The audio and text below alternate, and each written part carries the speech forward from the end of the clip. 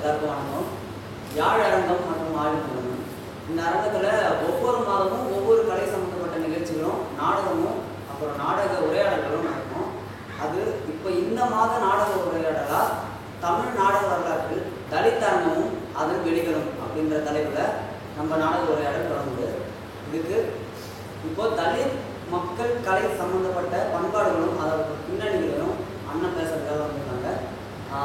அண்ணன் அருணகிரி அவர்கள் புதுவை பாரதியார் பல்கலைக்கழகத்தை சேர்ந்த உதவி பேராசிரியர்.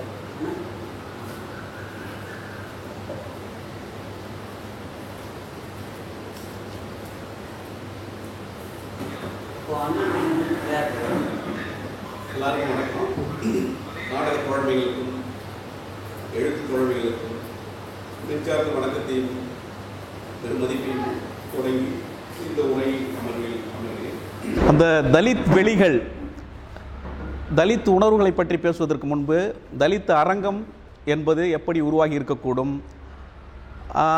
அதுக்கான பின்புல் அமைப்பு, நான் எழுதுவதற்கான அந்த மன தூண்டல்கள், என்னுடைய அனுபவங்கள், இதற்கெல்லாம் ஒரு பின்னணியில் தலித் அரங்கம் குறித்து எழுதுவதற்கு முன்பு தலித் ஸ்பேஸ் எனக்கு எப்படி கிடைச்சதுன்றதை ஒரு கவிதையாக நான் 2000ங்களுக்கு முன்பு எழுதினது. அந்த கவிதை வாசிப்புக்கு பிறகு நான் அந்த கட்டுரைக்குள்ள செயற்பாட்டுக்குள்ளே போகலான்னு நினைக்கிறேன். தேடினேன் இந்த தேசமெல்லாம் தேடினேன், அஞ்சாத அறிவாளி அடங்காத படிப்பாளி, தேடினேன் இந்த தேசமெல்லாம் தேடினேன், தீண்டாமை உலகின் தீயென வந்தவர் தீர்வு காண உன்னதம் தந்தவர் யாரு என்ன பேரு அடக்கூறு ஞானத்தங்கம், டாக்டர் அம்பேத்கர் என்று சொல்லு ஞானத்தங்கம், டாக்டர் அம்பேத்கர் என்று சொல்லு ஞானத்தங்கம். பாபா சாஹேப்பை நினைவு கூர்ந்து அதே சமயத்தில் இந்த கழக குரலுக்கு சொந்தக்காரரான டாக்டர் கே குணசேகரன் நினைவு கூர்ந்து நான் இந்த அமர்வுக்குள் விவாதத்துக்குள் செல்கிறேன். இவங்க மனசை யார் கழுவுவா? என் பேர் அழகா வெள்ளச்சாமின்னு இருந்தோம், அவங்க என்னை வேடிக்கையா மண்டையா மடையான்னு தான் கூப்பிடுவாங்க. நானும் மரியாதையா என்னங்க ஐயான்னு தான் கூப்பிடுவேன். ஆனால் அந்த ஐயாவில் 1008 வேதனை இருக்கும். அவங்க வீட்டு மாட்டை கழுவும் போது இவங்க மனசையெல்லாம் கழுவ யாருமே இல்லையேன்னு நினைப்பேன். வேர்வு சிந்தி விரவு பொழப்பேன், மரம் கழிப்பேன். மதியானம் ஆச்சுன்னா பனை ஓலை பாத்திரத்தில் பச்சரிசி கஞ்சி ஊற்றுவாங்க. அந்த கஞ்சை அவங்க வீட்டு நாய்க்கு ஒரு ஈயத்தட்டில் ஊற்றி வைப்பாங்க. 2 பேரும் ஒரு கஞ்சைத்தான் குடிக்கிறோம். இருந்தாலும் கூட நாய்க்கு என்னை விட உரிமை அதிகம். ஊரில் திருவிழா வந்தால் நான் தான் ஓடி ஆடி வேலை செய்யணும். கோயில் எதிர கொட்டா போடணும், தோரணம் கட்டணும், அரவாம்பலிக்கு படுகளத்தை சுத்தம் செய்யணும். அப்போ நான் நினச்சிக்குவேன், மொத்தமாக நம்மளை பலி கொடுக்கத்தான் அரவா மூலமாக ஒத்திக்க பார்க்குறாங்களோன்னு. திரௌபதி அம்மன் திருவிழா முன்னிட்டு கொடி கட்டி கூழ் ஊற்றுவாங்க. எங்கள் சேரி சனமெல்லாம் அண்டா குண்டா வச்சிக்கின்னு அலமோதி நிற்கும். கயிறு கட்டி தள்ளுவாங்க. அதில் 1-2 பேருக்கு அடி கூட போடும். அந்த அடியெல்லாம் அவங்களுக்கு வலிச்சதோ என்னமோ, எனக்கு ரொம்ப வலிக்கும், இன்னமும் வலிக்குது. ஊரில் எல்லா வயலும் அவங்க வயல், அதில் விளையிற நெல் மலாட்டை கரும்பு எல்லாத்தையும் காவக்காக்கும் கோமண கூலி நான். சர்க்காரோட சாராயக்கடை கள்ளுக்கடை குத்துவையெல்லாம் அவங்களுக்கு தான். அது மட்டும் இல்லாமல் குளம் குட்டை ஏரி மரம் மட்டை இப்படி எல்லா குத்தவையும் அவங்க தான். அவசர அக்கறைக்கு மருந்து வாங்கலாம்னாலும் மருந்து கடைக்கு அவங்க தான் முதலாளி. இதெல்லாம் என் நெஞ்சில் நெருப்பாக கிடந்த வார்த்தைகள். வெளியில் கொட்டுறேன் விடுதலை பயணம் தேடி. எப்போ எங்களுக்கு விடிவு காலம்? இப்படிக்கு இன்னும் நான் கோமண கூலி. ஒரு விவசாயின்னு சொல்ல முடியாது, ஒரு விவசாய கூலி அவனோட மனப்பதிவாக இதை பதிவு பண்ணுறதா ஒரு 2000ங்களுக்கு முன்பு நான் இதை எழுதின கவிதை. அதாவது நான் நாடகத்துக்குள்ளே வரல, ஆனால் சிறு பத்திரிகை வாசிப்பு எனக்கு இருந்தது. ரூம் நம்பர் 18 ஒரு தலித் மாணவர் விடுதியில் தங்கியிருக்கும்போது அங்கே இருக்கிற அண்ணன்கள் எனக்கு பத்திரிகைகளை அறிமுகப்படுத்துகிறாங்க. நந்தன் கதைன்ற பாரு, நந்தன் ஒரு பத்திரிகை வந்தது, திராவிட அரசியலை பேசக்கூடிய நந்தன் ஒரு பத்திரிகை வந்தது, தலித் முரசு, கோடாங்கி, இந்த மாதிரி பத்திரிகை அறிமுகங்கள் வழியாக அதை படிக்க எனக்கான எங்கே தலித்துக்கான ஸ்பேஸு எங்கே நம்ம மிச்சம் பண்ணியிருக்கோம், எங்கே எல்லாம் அந்த வழி இருக்குது, இதெல்லாம் கண்டடைகிற ஒரு போக்கு வந்து எனக்கு பட்டது. இது அரங்கத்துக்கு வருவதற்கு முன்பு நான் எழுதிய கவிதையாக பார்க்குறேன் இதை. அதன் பிறகான தொடர்ச்சி அப்படின்னு பார்க்கும்போது தலித் நாடக வரலாற்றில் தலித் நாடக அரங்கமும் அதன் புதிய வெளிகளும் அப்படின்ற அந்த ஸ்பேஸ்க்குள்ளே போகிறதுக்கு முன்னாடி நண்பர்கள், தோழமைகள், தம்பிகள் அனைவருக்கும் இந்த கணத்தில் நான் சொல்கிறது, இந்த அரங்கத்தை வந்து நான் மையப்படுத்த விரும்புகிறேன். இந்த உலகத்தால் அனுதினமும் சங்கிலிகள், சிறைகள், அவமதிப்புகள், புறக்கணிப்புகள் செய்யப்பட்டு கொண்டிருக்கின்றன. அரங்கம் மட்டுமே ஆறத் தழுவி உச்சி முகர்கிறது உயிர் சமூகத்தை. அந்த வகையில் அரங்கோடு பிணைந்திருக்கும் நாட்களை நான் விடுதலை காலம் என்பேன். ஆம், முழு விடுதலை அதனால் மட்டுமே சாத்தியம். அயோத்திதாச பண்டிதர், ரெவரண்ட் ஜான் ரத்தினம், ஜோதிராவ் பூலே, அப்பாதுரையார், ரட்டமலை சீனிவாசன், சொப்பனேஸ்வரி. இந்த சொப்பனேஸ்வரின்றவங்க வந்து தமிழன்ற பத்திரிகையில் எழுத்தாளராகவும் இருந்திருக்காங்க, தமிழ் பெண் என்ற இதழையும் நடத்தியிருக்காங்க. ரங்கநாயகி ரட்டமலை உடைய மனைவி, அவங்களும் வந்து அவருக்கு பக்கபலமாக இருந்து தலித் விடுதலை போராட்டத்தில் ஒரு முக்கியமான ஒரு சிறப்பான செய்தியை வந்து போராட்ட களங்களில் பங்கு பெற்றிருக்காங்க. இப்போ திராவிட அரசியலில் சத்தியவாணி முத்து, அதுக்கெல்லாம் முன்னாடி ஜோதிராவ் பூலேவோட இருந்த சாவித்திரிபாய் பூலே, இந்த முதுகுடிகளை வந்து நம்ம நினைவு கூறுவதன் வழி இந்த தலித் அரங்கை புரிந்து கொள்ள முடியும். நான் நேரடியாக அந்த கட்டுரைக்குள்ளே போகிறதுக்கு முன்பு சில முன்னெடுப்புகளை உங்களுக்கு வைப்பதன் வழியாக அதுக்குள் செல்லலாம் என்றதாக இந்த நான் விஷயங்களை சொல்கிறேன். இந்த உலகத்தில் அதிகம் படித்து, அதிகம் எழுதி, அதிக நாடுகள் பயணித்து, பேச்சு, விவாதம், சமரசமின்மை, அறிவின் உச்சமென தோன்றியவர், தன் வாழ்நாளில் தன் ஒவ்வொரு நகர்வையும் இந்த மக்களுக்காக பயன்படுத்தியவர், தன் உடல் பிணி அவஸ்தையிலும் சமூகத்தை பீடித்திருக்கின்ற சாதி பிணி குறித்து கண்கலங்கி அழுதவர் பாபா சாஹிப் அம்பேத்கர். அவருடைய குழந்தைகள் இறந்து போயின. உண்மையில் பல நாள் உண்ணாவிரதம் இருந்தார். புத்தகம் கடலில் மூழ்கியதற்காக அழுது தீர்த்தவரும் அவரே. அவருடைய திருமணம் நடு ராத்திரியில் ஒரு சாக்கடையில் ஒரு மீன் சந்தையில் நடந்தது. அவருக்கு கல்வி தர மறுத்தது இந்த சமூகம், அவருக்கு முடிவெட்ட மறுத்தது இந்த சமூகம், அவருக்கு தண்ணீர் தர மறுத்தது இந்த சமூகம், அவருக்கு வீடு தர மறுத்தது இந்த சமூகம். இன்னும் அந்த மறுப்பு இருந்து கொண்டே தான் இருக்கிறது. இந்த இடத்துல தான் இதை நான் முக்கியத்துவப்படுத்துகிறேன். அம்பேத்கர் காலத்தில் இருந்தது, ரட்டமலை சீனிவாசன் காலத்தில் இருந்தது, அயோத்திதாசர் பண்டிதர் காலத்தில் இருந்தது. ஆனால் இன்றைக்கும் அந்த நிலைமை இருக்குது அப்படின்றத இந்த கட்டுரை முக்கியத்துவப்படுறதுக்கான விஷயமாக நான் நினைக்கிறேன். அவர் காலத்தின் மறுப்பு இன்னும் தொடர்வது ஏன்? அவர் காலத்தின் புறக்கணிப்பு இன்னும் தொடர்வது ஏன்? ஊரு சேரி, 2 நிலம், 2 சுடுகாடு, 2 கோவில், ஆனால் ஒரே தேசிய கொடி. வெண்மணி, சில சம்பவங்களை ஞாபகப்படுத்தின் வழியாக இந்த கட்டுரைக்குள்ளே நம்ம எளிதாக போகலான்றதுனால, வெண்மணியில் வந்து 44 விவசாய தொழிலாளர்கள் வந்து ஒரு படி மரக்கா நெல் கேட்டதுக்காக கொலை செய்யப்பட்டார்கள். அதில் குழந்தைகள் உட்பட எரித்து கொலை செய்யப்பட்டாங்க. திண்ணியம் மல திணிப்பு, சீட்டு கட்டின உயர் சாதி வகுப்பினரிட சீட்டு கட்டின காசை கேட்டதுக்காக அவன் வாயில் வந்து மலத்தை திணிச்சாங்க. பீகாரில் பதனி தோலா 1996 21 தலித் இளைஞர்கள் வந்து உரிமை கேட்டதுக்காக படுகொலை செய்யப்பட்டாங்க. கிருஷ்ணகிரியில் வந்து கருவானார் ஊர்த்தெரு கோவில் நுழைவில் வந்து சிறுவன் வந்து கோயிலில் நுழைஞ்சிட்டான்னு சொல்லி அவனை அடித்து துன்புறுத்தி கொண்டாங்க. இப்போ கூட நம்ம விழுப்புரத்தில் மேல் பாதையில் ஒரு சிறுவன் கோயில் நுழைந்ததுனால அவன் அடிச்சுக்க ஒரு பக்கத்து கண்ணை வீங்க வச்சதுனால தான் நீ பெரிய சம்பவம். இது அப்பயும் நடந்திருக்கு. மும்பை அகமது நகரில் மே 16, 2015 சாகர் என்ற இளைஞன் அம்பேத்கர் பாடலை தன் செல்போனில் வைத்திருந்தான் என்பதற்காக அடித்து கொலை செய்யப்பட்டான். இப்போ தோழரோட பேசிகிட்டு இருக்க கூட அந்த சம்பவம் எனக்கு ஞாபகம் வந்தது. கர்நாடக மாநிலம் கஷன் மாவட்டம் பெண்கள் கோயில் நுழைந்ததற்கு அபதாரம். 2016 ஜனவரி 17 தெலுங்கானா ஹைதராபாத்தில் நம்மளுக்கெல்லாம் தெரிஞ்ச விஷயம். ஒரு சாதாரண கீழ்மட்டங்களில் தான் சாதி அவல நிலைகள் நடக்குதுன்னு நினைக்கிறோம். ரோஹித் வெமுலா மத்திய பல்கலைக்கழகம் ஹைதராபாத்தில் படித்தவன். அவனுக்கும் அங்கே சாதிய நெருக்கடிகளால் அவன் வந்து தூக்கிட்டு கொள்ளறதுக்கான ஒரு நிர்பந்தத்துக்கு போனான். அப்போ கல்வி தளங்களிலும் புலங்களிலுமே இந்த சாதி வந்து ஒரு அழுத்தத்தை நிறுவுகிறத நம்ம பார்க்கலாம். தமிழ்நாட்டில் கிட்டத்தட்ட 32 மாவட்டத்தில் 22 மாவட்டங்கள் வந்து தலித்துகள் வன்கொடுமையால் பாதிக்கப்படுகிறார்கள் என்ற ஒரு கருத்து நிலவப்படுகிறது. அந்த வகையில் இப்பேற்பட்ட பின்புலங்கள் வந்து தலித் நாடக அரங்கிற்கு தேவையாக இருக்கிறது. அந்த அரங்கு உருகொள்வதற்கான, அந்த அரங்கு தோன்றுவதற்கான பின்புல அமைப்புகளாக, இரத்தங்களாக, குரோதமான விஷயங்களாக, அடிப்படையாக விஷயங்களாக இருக்கிறது. அப்போ இந்த ஒட்டுமொத்த உரிமைக்கும் தடைக்கும் விடைதான் நாடக அரங்கு. எந்த நாடக அரங்கு? நாடக அரங்குனா நாடக அரங்கில் பல்வேறு வகையான நாடக அரங்குகள் இருக்குது. அதில் எந்த வகையான நாடக அரங்கு?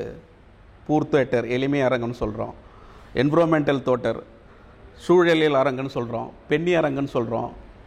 ஒடுக்கப்பட்டோர் அரங்குன்னு சொல்லக்குள்ள அதில் பெண்ணி அரங்கு, மாற்றுத்திறனாளிக்கான அரங்கு, திருநங்கை அரங்கு, தலித் அரங்கு. அப்போ அதில் தலித்தின் அரங்கை மையப்படுத்த வேண்டியதன் முக்கியம் என்ன? இப்போ தலித் அரங்கத்துக்கான புதிய வெளியை நம்ம ஏன் பேசணும் அப்படின்ற விஷயங்களை பார்க்கும்போது, தலித் அப்படின்ற சொல்லு அப்படி கேட்கும்போது எப்படி இருக்குது? தலித் அப்படின்னா அது நம்மளை தள்ளப்படுதா, இல்லை ஒரு அசிங்கமான சொல்லா தெரியுதா, இல்லை ஒரு கௌரவமான சொல்லா தெரியுதா அப்படின்றதுக்கு ஒரு சின்ன விஷயம். தலித் என்பது என்ன, அது ஏன் அந்த சொல்லு அப்படி உருவாச்சு, அது என்ன விஷயங்களை கோர்வையாக நமக்கு முன்னாடி நிறுத்துது அப்படின்னு பார்த்தா, சனாதன இந்து தர்மத்தால் ஒடுக்கப்பட்டவர்கள் தலித். சனாதனம் என்பது இந்து மதத்தால் வகைப்படுத்தப்பட்டுள்ள சடங்குகள், சாஸ்திரங்கள், ஆகமங்கள், விதிகள். இன்றைக்கி கூட சிதம்பரம் கோயிலில் நாங்கள் போகின்ற பாதையில் நீங்கள் யாரும் போகக்கூடாது அப்படின்ற கோரிக்கையெல்லாம் முழக்கங்கள் வைக்கிறாங்க. அப்போ அந்த சனாதத்துக்கு எதிர்த்து தள்ளப்படுகிற, நசுக்கப்படுகிற, ஒதுக்கப்படுகிற, தீண்டாமை தன்மையில் அவங்க காலத்துக்கு வைத்திருக்கிற மக்களுக்குத்தான் தலித் என்ற சொல் அப்படின்ற உருவாகியிருக்கு. இதை முத ஜோதிராவ் பூலே அந்த சொல்லை புழக்கத்துக்கு கொண்டு வரார், தலித் என்ற அப்படின்ற சொல்ல. அந்த புழக்கத்துக்கு வந்த சொல்ல 1920 காங்கிரஸ் மாநாட்டில் சுவாமி சரதானந்தா தலித் என்ற சொல்லை பிரபலப்படுத்தினார். அந்த கொடுமைகளுக்கு தீர்வு காணணும்னு சொல்லி காங்கிரஸ் மாநாட்டில் இந்த தலித் அப்படின்ற தலித் சகோதர அமைப்பு என்ற அந்த சங்கத்தின் வழியாக ஒரு கோரிக்கை மனுவை காங்கிரஸ் கொடுக்குறாரு. அப்போ தலித் என்ற சொல் மேலும் உயர்ந்த இடத்துக்கு போகுது, அது கவனிக்கப்படுகிற ஒரு சொல்லாக மாறுது. 1927 தலித் பேந்தர் இயக்கம் உருவாகுது. வடநாடுகளில் தலித் பேந்தர் இயக்கம் உருவாகுது. அதோட நீச்சி தான் நாங்கள் பார்க்கக்கூடிய விசிகா, தமிழகத்தில் பார்க்கக்கூடிய விசிகா, விடுதலை சிறுத்தை கட்சிகள்லாம் அதோட நீச்சி தான். உலக அளவில் கருஞ்சிறுத்தைகள், பிளாக் பேந்தர் அப்படின்றவங்க வீழ்த்தப்பட்டவர் அப்படின்ற அதுக்கான பொருளை கொடுக்குறாங்க. இந்த கருஞ்சிறுத்தைகள் உலக அளவில் ரொம்ப முன்னேறிய ஒரு அமைப்பாக, கண்டுகொள்ளுகிற ஒரு அமைப்பாக மாறுவதன் வழி ஐநா இந்த சொல்லை அடையாளம் கண்டுகொள்ளிருக்கிறது, தலித். அப்போ தலித் என்பதற்கு இசிக்கோல்ட், ஒடுக்கப்பட்டவர்கள், நசுக்கப்பட்டவர்கள், தீண்டத்தகாதவர்கள், வீழ்த்தப்பட்டவர்கள் அப்படின்ற ஒரு சொல்லை இன்னைக்கு விடுதலைக்குரிய ஒரு சொல்லாக மாற்றுவதற்கான களமாக மாறி இருக்கு. இதுதான் பின்புலம். இந்த பின்புலத்தின் அடிப்படையில் இந்த கட்டுரையோடைய நீலம் இதழில் நான் எழுதிய அந்த தலித் கட்டுரையோடைய நிகழ்வுக்குள்ளே நம்ம போகலாம். ஒரு கட்டுரையை நான் ஒரு 6-7 காட்சிகளாக பிரிச்சுட்டேன், நாடக காட்சிகள் மாதிரி பிரித்து நம்ம அதை பேசுவோம் அப்படின்ற ஒரு வரையறைக்குள்ளே போயிட்டேன். இதில் தலித் அரங்கம்னா என்ன, அந்த தலித் அரங்கம் எப்படி உருவாகியிருக்கு, அதுக்கான தேவைகள் என்ன, அதுக்குள்ளே வந்த நாடகங்கள் என்னென்னா, அதுக்குள்ளே நாடக வேலைகள் தலித் அரங்கை பற்றி பேசியவர்கள் யாராக இருக்கிறார்கள், தலித் அரங்கன்னா தலித் மட்டும்தான் செய்யணுமா, இல்லை தலித் அல்லாதவர் செய்யலாமா, இந்த குழப்ப சிக்கல்களும் இருக்குது. அதற்கு புதிய தீர்வுகளை அம்பேத்கரினுடைய மேற்கோள் வழியாக நாம் கலங்கண்டிருக்கோம். இப்போ அந்த அடிப்படையில் பார்க்கக்குள்ள மனித உணர்வுகள், ஆதி நாடக தொடக்கம், பசி, காமம், பயம், பாதுகாப்பு உணர்வு, இன்பம், துன்பம், இவற்றின் வழியான உலகம், இப்படி நம்மளுக்கு ஏற்பட்ட உலகத்தின் பாதிப்பால், உணர்ச்சியின் பாதிப்பால் நாம் ஆதியில் ஒரு காட்டு வாழ்க்கையில் வேட்டையாடி களிப்புற்றோம். அந்த களிப்புறுதல் வழி விலங்கிடமிருந்து பெறப்பட்ட தோளில் துடிகின்ற ஒரு விஷயத்தை, ஒரு இசைக்கருவியை கொண்டு நாம் களிப்பு ஆட்டம் ஆடினோம். முதலில் விலங்கின் தோலை எடுத்துக்கொண்டு ஒரு களிப்பு நடனம், வெற்றி களிப்பு நடனம், வேட்டை கொண்டாட்டத்தை நம்ம ஆடணும். அந்த ஆடின முதல் டான்ஸ், அது ஒரு சோலோ டான்ஸ், ஒரு தனிநபன் தன் வெற்றி களிப்பு ஆடுகிறான். அது பின்னால் எப்படி மாறுது அப்படின்னு பார்த்தாக்கா, அவன் ஆடும்போது கையில் வேல் கொண்டு ஆடினான். வேல் கொண்டு ஆடும் பொழுது அது ஒரு கோல், தலைக்கோல் மாதிரியான ஒரு கூத்துக்கோல் மாதிரியான விஷயமா இருக்குது. அவன் ஒரு கட்டியங்காரன் என்ற அமைப்பில் நிகழ்த்த இருக்கிறான். அது நாளடைவில் துடிகொட்டி பறையாடுறது போரோடு சேர்ந்த போர்க்கூத்தாக மாறுது. தனி கூத்து போர்க்கூத்தாகும்போது குழு நடனம் என்ற அமைப்பிலே அது வகைப்பட்டு இருக்குது. அப்போ அந்த குழு நடனம் சோலோ டான்ஸ் வந்து குரூப் டான்ஸாக மாறும்போது அதுக்குள்ள ஒரு நாடகார்த்தமான பங்கீடுகள் செயல்பாடுகள் வந்து அதிலிருந்து வெளிப்பட ஆரம்பிக்கின்றன. இப்படி தான் வந்து அரங்கம் என்பது சாதியற்ற எந்த ஒரு முலாமும் பூசப்படாத ஒரு காலத்தில் இப்படி தான் வந்து அரங்கம் வந்து உருவாவதற்கான ஒரு வாய்ப்புகள் இருந்திருக்குது. அதை கடந்து பார்க்கும்போது வேட்டையின் வழி தனி நடனமாக தொடங்கி போரின் வழியாக இது உருப்பெற்றத்தின் வழி ஆதி சமூகத்தின் ஒரு அரங்க பின்புலம், ஒரு ஆதி சமூகத்துக்கான ஒரு அரங்க பின்புலத்துமா ஒரு மைய புள்ளியாக ஒரு அரங்குக்கான தன்மையை அதை நம்ம பார்க்கலாம். இது ஒரு முதல் காட்சி. இந்த காட்சியிலிருந்து நம்ம அடுத்த காட்சிக்குள்ளே நகரணும்னா அடுத்தது எங்கே வந்து அரங்கம் இருக்குது அப்படின்னு பார்க்க போனால் தொல்காப்பியத்தில் ஒரு 2 இடங்களில் வந்து நம்ம குறிப்பிட்டு சொல்லிட்டு அடுத்துக்கு போகலாம். நாடக வழக்கினும் உலக வழக்கினும் அப்படின்றாங்க. அப்புறம் நடிகனுக்கு உண்டாக வேண்டிய 8 வகை மெய்ப்பாடுகளை பற்றி சொல்கிறாங்க. நாடக வழக்கு, உலக வழக்கு. இந்த நாடக வழக்குன்றது யதார்த்த நிலையை தாண்டிய புனைவு, கற்பனைகளை தாண்டிய அதீதம், அதாவது சுவாரஸ்யங்கள், அதெல்லாம் சேர்ந்தது தான் நாடக வழக்கு. அந்த உலக வழக்கு என்பது நாம் பேசிக்கொள்கிற ஒரு யதார்த்தமான நிலை, யதார்த்தமான போக்கு. இப்போ இதை பற்றியெல்லாம் தொல்காப்பியர் வந்து நாடகம் என்ற சொல்லால் குறிப்பிடுகிறார். அப்புறம் 8 வகையான மெய்ப்பாடுகளை சொல்வதன் வழி நம்முடைய உணர்ச்சிப்பாடுகளை அவர் சொல்கிறார். அப்பால் 8 மெய்ப்பாடு என்ப நகைய அழுகை இரிவளர் மறுக்க அப்படின்ட்டு அவங்க போகிறாங்க. இதை கடந்து காட்சி 3க்கு போனோம்னா அப்படியே அந்த ஆதி கூத்துலேருந்து தொல்காப்பியத்திலேருந்து வந்தோம்னா சிலப்பதிகாரம். சிலப்பதிகாரத்தில் 2 வகையான கூத்து சொல்கிறாங்க. வேத்தியல் கூத்து, பொதுவியல் கூத்து. அரசர்களோடு சேர்ந்து ஆடக்கூடிய வேத்தியல் கூத்து, மன்னர்களோடைய சேர்ந்து ஆடக்கூடியது அந்த வேத்தியல் கூத்து, பொதுமக்களாகிய நம்மளோடு கலந்து ஒன்று இணைந்து ஆடக்கூடிய கூத்து பொதுவியல் கூத்து அப்படின்றாங்க. இதில் டாக்டர் கே குணசேகரன் வந்து தன்னுடைய சேரிப்புறவியல் என்ற ஒரு குறிப்பில் முக்கியமான குறிப்பு அந்த இடத்துல வந்து சொல்கிறாரு. அப்போ ஊருக்குள்ளே வந்து தலித்து மக்கள் வந்து செத்தை மாட்டை தூக்கவும் அங்கே செத்த பிணங்களை தூக்கவும் தான் உள்ள நுழைவாங்க. ஆனால் அவங்களுக்கு வந்து மற்ற பங்களிப்புகள் எங்கும் வந்து ஊர் தெருவில் கிடையவே கிடையாது. அப்போ அந்த வகையில் பார்க்கும்பொழுது இவர்கள் வந்து ஒடுக்கப்பட்ட மக்களாகவே ஊருக்கு வெளியாகவே அவங்க இருந்திருக்காங்க. அதனால் வந்து இவங்களுக்கு வேத்தியில் அரசர்களுக்கு நடத்தக்கூடிய கூத்திலையும் அவங்களுக்கு இடம் கிடையாது, பொதுவியலாகிய அந்த கூத்திலுமே இவங்களுக்கு இருந்திருக்க வாய்ப்பில்லை, இவர்கள் புறக்கணிக்கப்பட்டவர்கள் என்பதை சேரிப்புறவியலில் டாக்டர் குணசேகரன் வந்து இந்த சிலப்பதிகாரத்தில் சொல்லக்கூடிய அந்த கூத்து வகையை வச்சு பார்க்கும்போது, என்னுடைய ஆய்வுத்தனத்தில் பார்க்கும்போது அதை வந்து மறுதளிக்க முடியுது. மேலும் இந்த அரங்கை பற்றி சொல்லும்போது எழினிகள், இப்போ இங்கே சொல்லக்கூடிய திரைச்சீலைகள், ஒருமுக எழினி, இருமுக எழினி, பொறுமுக எழினி, 2 பக்கம் வருவது இருமுக எழினி, மேலிருந்து வர்றது கறந்து வர எழினி, இந்த மாதிரி எழினியை பற்றிய குறிப்புகள்லாம் கூட நாம் வந்து அரங்கத்தில் பார்க்குறோம். அதுக்கப்புறம் இதெல்லாம் இந்த சாயல் அப்படியே ஆதிக்கூத்திலிருந்து அப்படியே வந்த பிறகு 16, 17, 18ஆம் நூற்றாண்டில் தான் முக்கியமான ஒரு செயல்பாடு நடக்குது. அதாவது வந்து மக்களுக்கான நாடகங்கள், ஒடுக்கப்பட்ட மக்களுக்கான, நசுக்கப்பட்ட மக்களுக்கான தாங்களே கண்டடைகின்ற ஒரு 2-3 நாடக வடிவங்கள் அவங்களுக்கு கிடைக்குது. அந்த வடிவம் வந்து ரொம்ப முக்கியமானது. பல்லு, குறவஞ்சி, நொண்டி, இது போன்ற நாடகங்கள். பல்லு வந்து உழவன் உழத்தியர், அதாவது வந்து உழவு தொழிலை மேற்கொள்ளக்கூடிய அவங்களுக்குள்ளே நடக்கிற காதல் சம்பாஷணைகள், அதை பற்றி பேசக்கூடிய விஷயங்களாக இருக்குது. குறவஞ்சி குறி சொல்கிறது, குறத்தி வந்து குறி சொல்லக்கூடிய விஷயம். நொண்டி வந்து தன்னுடைய நாடக நையாண்டியின் மூலயமாக எல்லாத்திலும் நடக்கிற புறம்புகளை, கெட்ட விஷயங்களை வந்து இதெல்லாம் செய்யக்கூடாதுன்னு சொல்லக்கூடிய விஷயங்கள், தன் வாழ்வியல் சார்ந்து பேசக்கூடிய விஷயங்கள்லாம் நடக்குது. இது முக்கியமான அந்த நூற்றாண்டில் பார்க்கும்போது நாடக வளர்ச்சியில் முக்கியமாக ஒடுக்கப்பட்ட நாடகங்களுக்கான முக்கியமான நாடகங்களாக இதை நம்ம 3யுமே பார்க்கலாம். இந்த நாடக அமைப்பு கடந்து காட்சி 4ஆக நம்ம பதிவு பண்ணுறது, இவ்வளோ நாடக விஷயங்கள் தொல்காப்பியம், ஆதித்தமிழ் எல்லாமே பார்த்தோம். அடுத்தது வந்து 19ஆம் நூற்றாண்டில் தோன்றிய தலைவர்கள். 19ஆம் நூற்றாண்டில் தோன்றிய தலைவர்கள் அப்படின்னு பார்க்கல, ஜோதிராவ் புலே, நம்ம ஏற்கனவே பார்த்த மாதிரி சாவித்திரிபாய் புலே, அம்பேத்கர், பெரியார், நாராயணகுரு, சிவராசன், அன்னை மீனாம்பாள், MC ராஜா, இவங்களுடைய அந்த முற்போக்குத்தனமான செயல்பாடுகள், எழுத்துக்கள், இவையெல்லாம் அப்போ வந்து 19ஆம் நூற்றாண்டில் மேலோங்கி நிற்கின்றன. இந்த கருத்து சிந்தனை தலித் விடுதலைக்கு பெரிதும் உதவுதாகுது, ஒரு கருத்தாக அது நிற்கிது. அப்போ 2ஆம் உலகப் போருக்கான சாத்தியங்கள் 1939லேருந்து 45 வரலும் அந்த காலத்தில் ஏற்பட்டிருக்குது.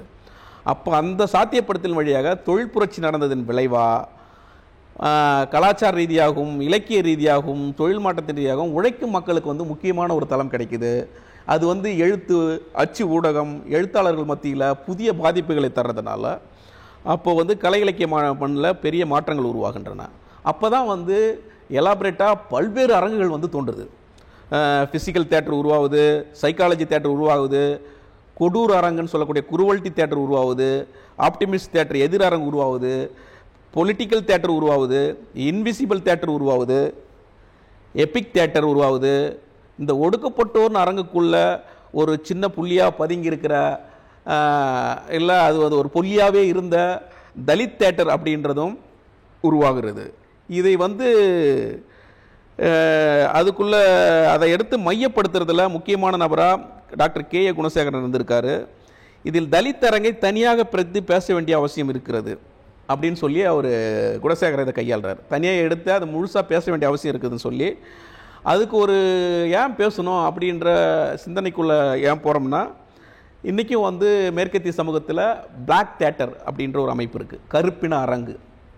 அப்போ கருப்பின அரங்கை மையப்படுத்தி அங்கே கருப்பின மக்களுக்கான விடுதலைக்காக நாம் போராடி கொண்டிருக்கும்போது ஏன் தலித் என்ற ஒரு சொல்லை எடுத்து தலித் தேட்டரை நாம் உருவாக்கக்கூடாது அப்படின்ற விஷயம் வந்து இங்கே முன்னெடுக்கப்படுது.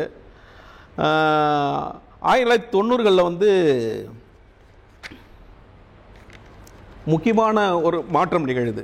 அது என்னன்னாக்கா, புரட்சியாளர் அம்பேத்கர் கூடிய நூற்றாண்டு கொண்டாட்டங்கள். இது ரொம்ப பெரிய விளைவுகளை வந்து தலித் இலக்கியங்களில், தலித் நாடகங்களில், தலித் கருத்துரிமை செயற்பாட்டுகளில் பெரிய வீச்சை வந்து உண்டாக்குது. அதன் வழியாக வந்து எப்பயுமே நம்மளுக்கு கிடைக்கின்ற முதல் ஆதாரம் வந்து இலக்கியம். அந்த வகையில் அம்பேத்கர் நூற்றாண்டின் கொண்டாட்டமாக, தலித்தின எழுச்சியாக அந்த இலக்கியங்களில் வந்து 1960 1970களில் மராட்டியத்தில் தலித் இலக்கியம் என்பது ரொம்ப முதன்மையாக தோன்றுறது. அது அப்படியே கர்நாடகாவில் 1980களில் படி என்னும் இதழ் தமிழவன் வந்து அதில் வந்து தலித் குறித்த கட்டுரைகள் வந்து நிறைய எழுதியிருக்காரு. 1992 தலித் இயக்கம் மராட்டியத்தில் வெளிவருது. 1993 ராஜ்கௌதமனின் தலித் பண்பாடு, விடுதலை ராசேந்திரனின் பிணத்தை எரித்திய வெளிச்சம், 1994 மார்க்சின் தலித் அரசியல், விளிம்பு, கோவை போன்ற முக்கியமான எழுத்து பகுதிகள் வந்து நம்மளுக்கு கிடைக்கின்றன. இது எல்லாமே தலித் விடுதலை நோக்கி, தலித் அரசியலை நோக்கி அவர்கள் எப்படி செயல்பட வேண்டும், அவருக்கான விடுதலைக்கான கோட்பாடுகள்லாம் வந்து முன்வைக்கப்படுகிறது. இதுக்கு முக்கியமாக வந்து பெரும் சாட்சியாக இன்றளவுமே நம்மளுக்கு ஆவணமாக இருக்கக்கூடியது தலித் இதழ்களான நிகழ், மேலும், கோடாங்கி, சிலேட்டு, மணிசங்க, தலிஸ் முரசு போன்ற முக்கியமான பத்திரிகைகள். இந்த காலத்தில் தான் ஒரு பக்கம் இலக்கிய நகர்வுகள் நடந்து கொண்டிருக்கும்போது காந்தி கிராமத்தில் ஒரு முக்கியமான பயிற்சி பட்டறை நடக்குது. அந்த பயிற்சி பட்டறையில் ராஜராஜ சோழன்ற அஸ்வகோசு, டாக்டர் K.A. குணசேகரன், மு. ராமசாமி, நிஜந்தன், இது போன்ற ஆளுமைகள்லாம் வந்து ஒரு நாடகத்தை நோக்கி அவங்க இலக்கியத்தில், இப்போ K.A. குணசேகரன் பார்த்தா ஒரு தமிழ் பேராசிரியர் தான், ஒரு தமிழ் ஆசிரியர் தான். இவங்க தமிழ் பின்புலங்கள்லேருந்து அதுக்குள்ளே போய் ஒரு நாடகத்தை, ஒரு அரங்கை கற்றுக்கொள்வதன் வழி புதிய நாடக பிரதிகள் வந்து தமிழுக்கு கிடைக்கின்றன.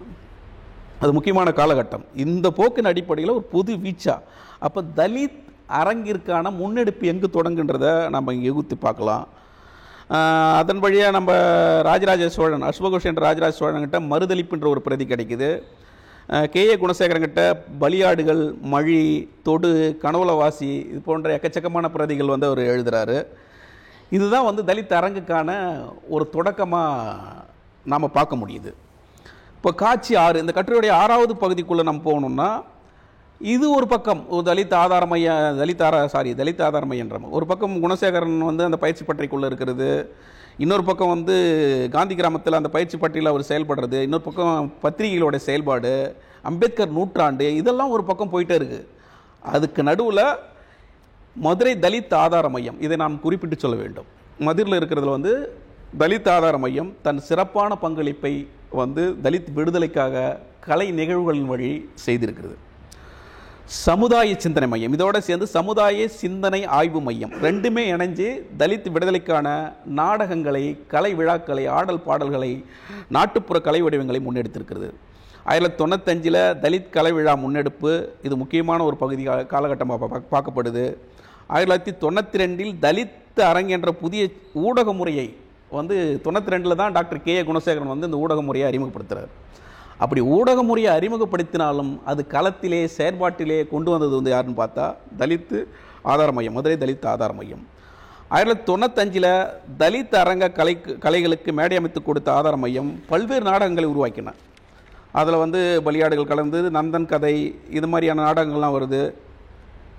1996 தலித் விடுதலையை கருப்பொருளாக கொண்டு 7 நாடகங்களை வந்து அது மேடையிட்டு இருக்குது.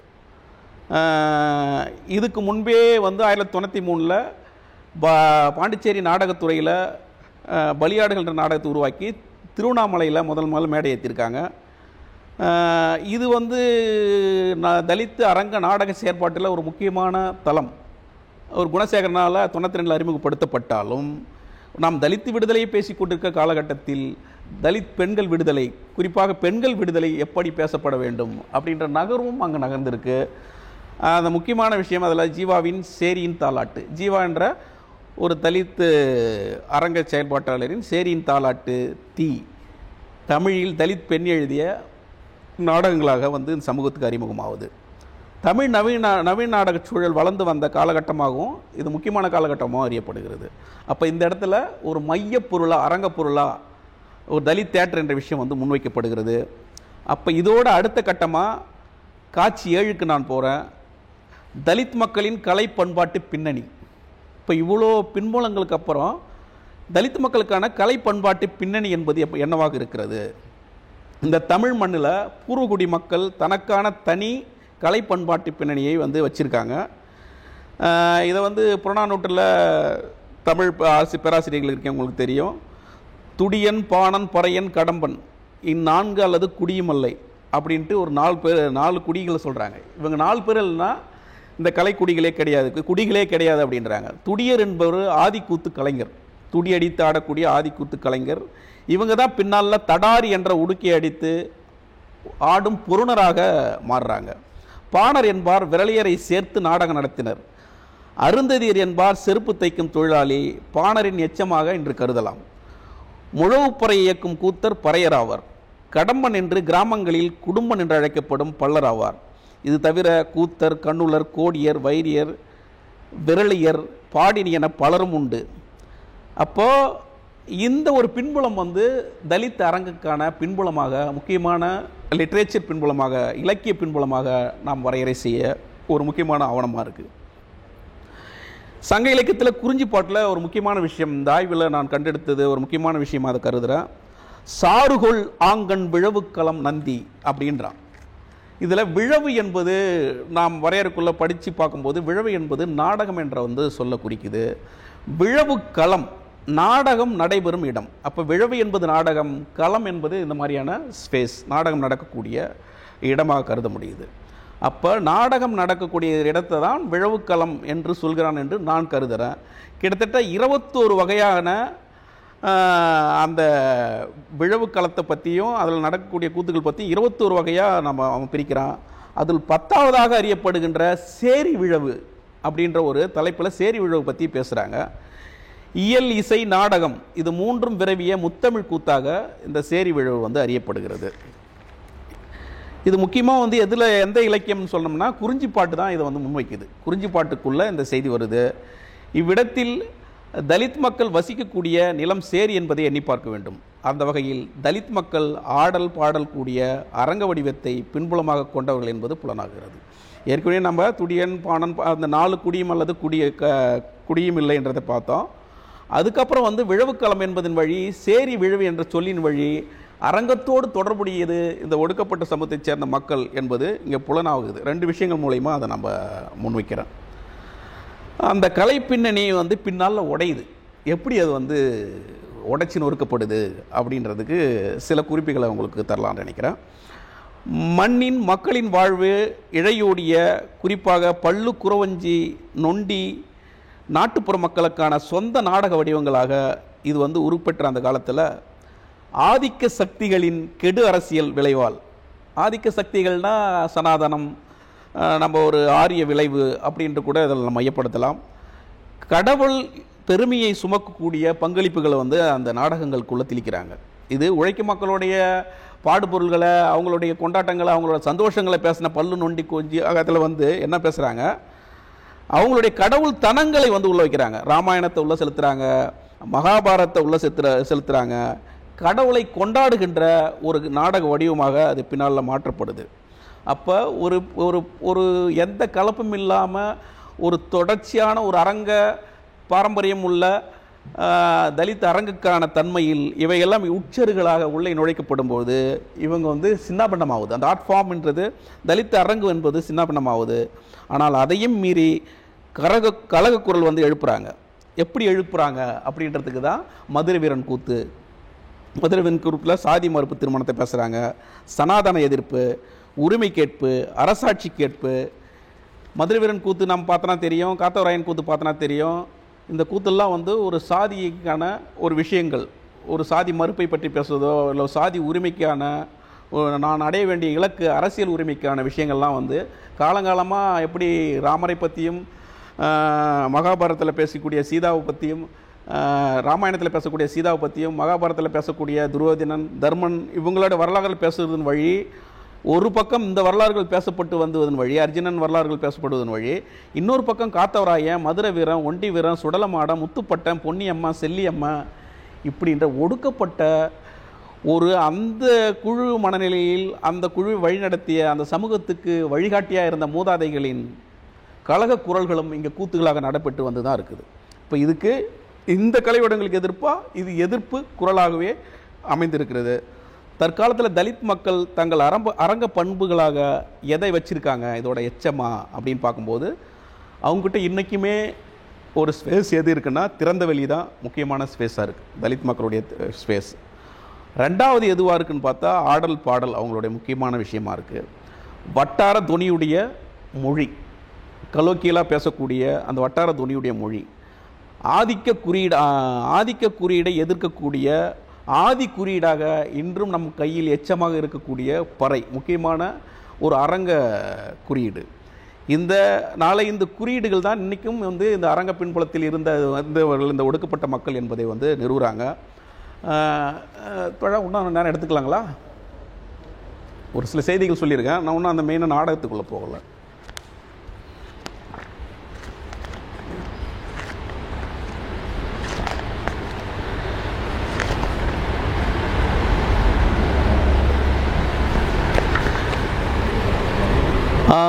இப்போ வந்து இதுதான் வந்து தலித் மக்களுக்கான அரங்க பின்னணியாக நான் உங்களுக்கு சொல்கிறேன்.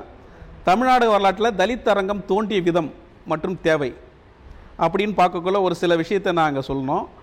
மனு தர்ம சாஸ்திரம் தாழ்த்தப்பட்ட மக்களை எவ்வாறு சித்திரவதைக்கு உள்ளாக்கியது என்பதை வந்து அந்த மனு பிரதியின் வழி நம்ம அறியலாம். தொடர்ந்து தாக்குதலுக்கு உள்ளாகிற ஒரு நிலையில் தங்களின் போர் ஆயுதமாக தங்களின் ஆதி கலை வடிவங்களை கையில் எடுத்தது யாருன்னு பார்த்தா தங்களின் எதிர்ப்பை உறக்க பாடுவதன் வழியும் ஆவேசமாக பறைகொட்டு ஆடுவதன் வழியும் தங்கள் கோபங்களை உரிமைகளை அரங்கில் சொல்லாய் ஒலிப்பதன் வழியும் காலங்காலமாக அமுக்கப்பட்ட தங்கள் குரலை மியூட்டட் வாய்ஸ் அப்படின்றாங்க.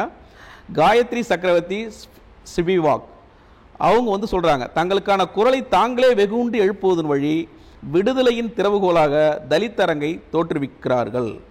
ஒடுக்கப்பட்டோர் அரங்கு என்பது இங்கே தலித் அரங்கு என உருபெறுவது தேவையாகிறது அப்படின்ற ஒரு விஷயத்தை முன்வைக்கிறாங்க.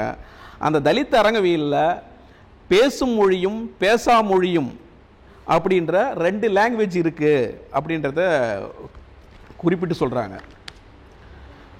போர்க்கருவியாக இன்றளவும் தலித் அரங்கில் பார்க்கக்கூடிய இந்த அரங்கு மிகவும் எதிர்ப்புணர்வை எதிர் அரசியலை முன்வைக்கக்கூடிய முக்கியமான அரங்காக நிகழுது. தலித் நாடக அரங்கம் உலகளாவிய அளவில் நவீன அரங்கு ஒடுக்கப்பட்டோருக்கான அரங்காகவே திகழ்கிறது. அதற்கு முக்கிய காரணம் நவீன அரங்க கோட்பாட்டாளர்களான பெர்டோல் பிரெக்ட், அகஸ்டோ போவால், பீட்டர் புரூக், ஜெர்சி குரோட்டோவிஸ்கி போன்றோர் தங்களது அரங்க கோட்பாட்டினையும் செயல்பாடுகளையும் ஒடுக்கப்பட்ட மக்களின் குரலாக வெளிப்படுத்தியதே காரணமாக அமைகிறது. இந்திய சூழலில் தலித் நாடக அரங்கு சாதியால் ஒடுக்கப்பட்ட மக்களின் அவலத்தை மட்டும் வெளிப்படுத்தாமல் அவர்களின் விடுதலைக்கான கலைக்குரலாகவும் உரிமைக்காகவும் செயலாற்றுகிறது. அகஸ்டோ போவால் அவர்களின் வார்த்தை வழி சொல்வதானால் அரங்க செயற்பாடு என்பதே புரட்சியாகிவிடாது, அது புரட்சிக்கான ஒத்திகையே. அரங்க செயற்பாடு என்பதே புரட்சியாகிவிடாது, அது புரட்சிக்கான ஒத்திகையே. இந்த அரங்கில் நிகழ்கிற ஒரு விடுதலைக்கான சம்மந்தப்பட்ட நாடகம் எதுனா அது வந்து புரட்சி கிடையாது, புரட்சிக்கான ஒரு முன் ஒத்திகை அப்படின்றத பதிவு பண்ணுறாங்க. இது ரொம்ப முக்கியமான வரியாக நான் பார்க்குறேன். ஒரு தலித் விடுதலைக்கான, ஒரு ஒடுக்கப்பட்ட விடுதலைக்கான, பெண்ணிய விடுதலைக்காக இருந்தாலும் சரி, அரங்கத்தில் செய்கின்ற அந்த ஒத்திகை வந்து ரொம்ப முக்கியமானது. அடுத்து அடைய போகின்ற விடுதலைக்கான முக்கியமான பாய்ச்சல்ன்றதை வந்து அகஸ்தோ பவல் சொல்கிறாரு. தலித் நாடக அரங்கின் கூறுகள் அப்படின்னாக்கா, ஒரு மேடை நாடகத்துக்கான நாடக அரங்கின் கூறுகள்னு பார்த்தா செட்டு, லைட்டு, ப்ராப்ஸு, ஆக்டர்ஸ் உட்பட பல்வேறு உபகரணங்கள் உண்டு. இதை தலித் நாடகத்துக்காக அப்ளை பண்ணும்போது இந்த இடம் மாறிடும். நான் சொன்ன மாதிரி திறந்த வெளியரங்காக மாறிடும். அதிக ஒப்பனைகள் பூச வேண்டியது இருக்காது. எளிமையான துணி வகைகள், காஸ்டியூம் வகைகள் இருக்கும். அவங்களுக்கான ஒலி அமைப்புகள் வந்து ரொம்ப பிரம்மாண்டமான ஒலி விளைவுகளை உண்டாக்காது, குறைஞ்சபட்ச ஒலியாக இருக்கும். ஏன்னா அவங்க வாழ்வியல் சூழலை, என்விரான்மெண்டலை பொறுத்து அவங்களுடைய அரங்க கூறுகள் அதில் வந்து அரங்க பொதுவாக இருக்கக்கூடிய நாடக அம்சங்களில் பாதிப்பை உண்டாக்குது இதெல்லாம். அது மட்டும் இல்லாமல் இப்போது ராஜா ராணி உடை, நவராகர உடை அம்சங்கள், இந்த மாதிரி விஷயங்கள்லாம் வந்து ஒரு தலித் நாடக போக்குக்கு தேவைப்படாது. ஒரு நெத்தி சுட்டி போட்டுக்கிறது, மாலை ஆபரணங்கள் போட்டுக்கிறது, ராஜ துரிகளை போட்டு வர்றது, இந்த மாதிரி விஷயங்கள் வந்து தேவைப்படாது. ஏன்னா இன்றைக்கும் அவங்க, இதில் முக்கியமான ஒரு சிந்தனை, இன்றைக்கும் அவங்க உழைக்கும் மக்களாகவே இருந்துக்கிட்டு இருக்காங்க. ஒருத்தவங்ககிட்ட கையேந்தக்கூடிய நிலையிலே இருந்துக்கிட்டு இருக்காங்க. அவங்களுடைய விடுதலை, தாம் அடிமைப்பட்டிருக்கிறோன்ற நிலை புரியாமல் இருந்துக்கிட்டு இருக்காங்க. அப்போ அழுக்கோடு பசியோடு சுமந்திருக்கிறவங்களுக்கு இந்த ஆபரணங்கள் விளக்கற்ற விலகி போகுது. அந்த மாதிரி தான் அவங்களுக்கான இந்த அரங்கக்கூறுகள் எல்லாமே இருக்குது. தலித் நாடக அரங்கின் நிகழ்த்து முறைகளில் முக்கியமானது வந்து, இப்போ நவீன நாடகத்தில் நாடகம் ஆரம்பிக்கும்போது 3 மணி ஒலிப்போம். First bell, second bell, third பெல்னு ஒலிக்கக்கூடிய ஒலி இருக்கும். அந்த ஒலியை வந்து பறையின் வழியாக கொடுக்கக்கூடிய சூழ்நிலை வந்து ஒரு கட்டத்தில் மாறிச்சு. தலித் அரங்கில் நான் பார்த்த பலியாடுகள், தொடு, மழி, இந்த மாதிரி நாடகங்கள்லாம் வந்து பறையின் வழியாக ஒலி கொடுக்குற அந்த தனம் வந்தது. அது உண்மையிலே வந்து ஒரு விடுதலைக்கான அதிர்வை வந்து முதல் கொடுக்கிறதா நான் கருதுகிறேன். அப்புறம் வந்து சேரி வாழ் குடிகளுக்கும் ஆதிக்க சாதியினருக்கும் எந்த வகையான முரண், ஒரு நாடகம் தொடங்குதுன்னா 2 பேருக்குமான முரண் வந்து எப்படி தொடங்குது அப்படின்னு பார்க்கும்போது, இவங்களுடைய ஸ்பேஸ், ஒரு வேலைக்கு இவங்களை எதிர்பார்த்து இவங்க வேலைக்கு போகிறவங்களா இருப்பாங்க, அவங்க வந்து சம்பளம் கொடுக்குறவங்களா இருப்பாங்க. இந்த மாதிரி ஸ்பேஸாக தான் அவங்களுக்குள்ள இருக்குது. இப்போ சேரி சூழல்னு பார்த்தா ஒரு அழுக்கடைந்த ஒரு குடிசை பகுதி, ஒரு அழுக்கான துணி, இந்த மாதிரி இருக்கும். அது பார்த்தோன்னா ஒரு ஓட்டு வீடாக இருக்கும். அவங்க காலையிலே இருந்தால் காஃபி சாப்பிட்றவங்களா இருப்பாங்க. இவங்க அவங்ககிட்ட போய் உழைச்சிட்டு கூலி வாங்குறதுக்கான இருப்பாங்க. இந்த மாதிரி போக்கு தான் இருக்கும். அப்போ இவங்களுக்கான முரண் வந்து எங்கே வருது அப்படின்னக்குள்ள, இவங்களுக்கான முரண் எங்கே வருது, இவங்களுக்கான விடுதலை கிடைக்காத போது, இவங்களுக்கான உணவு கிடைக்காத போது இவங்களுக்கான முரண் வருது. இவங்களுக்கான உறவு எது வரலும் இருக்குது. ஒரு தலித் குடி அவன் வீட்டு வாசல் வரையும் போகலாம், பின்வாசல் வரலும் வரலாம். இதுதான் அவங்களுக்கான உறவாக இருக்குது. அவனுடைய வயலோடு கலந்துருக்கலாம். அப்போ இதெல்லாம் வந்து தலித் அரங்கின் மிகுந்த நிகழ்த்து முறைகளில் முக்கியமான அம்சங்களாக நம்ம பார்க்குறோம். மேல் சாதி கீழ் சாதி என்ற சாதி பகையால் தலித்துகள் மரணமடைதல், படுகொலை செய்யப்படுதல், வீடு நிலம் இழத்தல், ஆடு மாடு இழத்தல், வசிப்பிடங்கள் கொளுத்தப்படுதல், பாலியல் வன்முறைக்குள்ளாக்கப்படுதல் போன்ற நிலைகளில் துயர் கொண்டு விடுதலைக்கான போராட்டத்தை நோக்கி தலித் மக்கள் நகர்கிறார்கள். ஆதிக்க சாதியினரை போராட்டத்தின் வழி எதிர்கொண்டு விடுதலை பாதை நோக்கி முழக்கமிடுவது போல் நிகழ்த்து போக்கு முடிகிறது. அல்லது தலித்துகளின் உயிரிழப்பின் கோரத்தை மையப்படுத்துவதாக நிகழ்த்து போக்க முடிகிறது. ஒன்று வந்து தலித் நாடகங்களில் உரிமையை கேட்பதாக அந்த நாடக அமைப்பு வந்து தொடங்குது, முடியுது.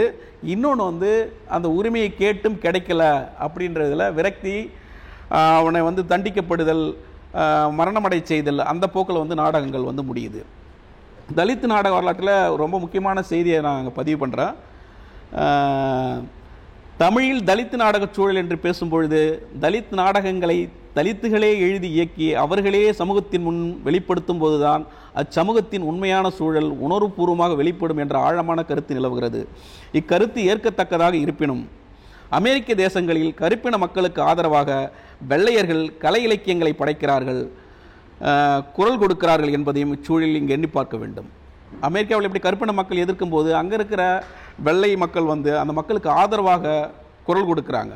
அப்போ அதையே நம்ம வந்து இங்கே அப்ளை பண்ணலாம். தலித் சமூகத்தின் வலியை, விடுதலையை, வேட்கையை மாற்றுச் சமூகத்தவர்கள் புரிந்து கொண்டு அவர்களுக்கான விடுதலைக்கு இவர்கள் துணை நிற்க வேண்டும் என்பதுதானே தலித்துகளின் நீண்டகால கேட்புணர்வாக உள்ளது.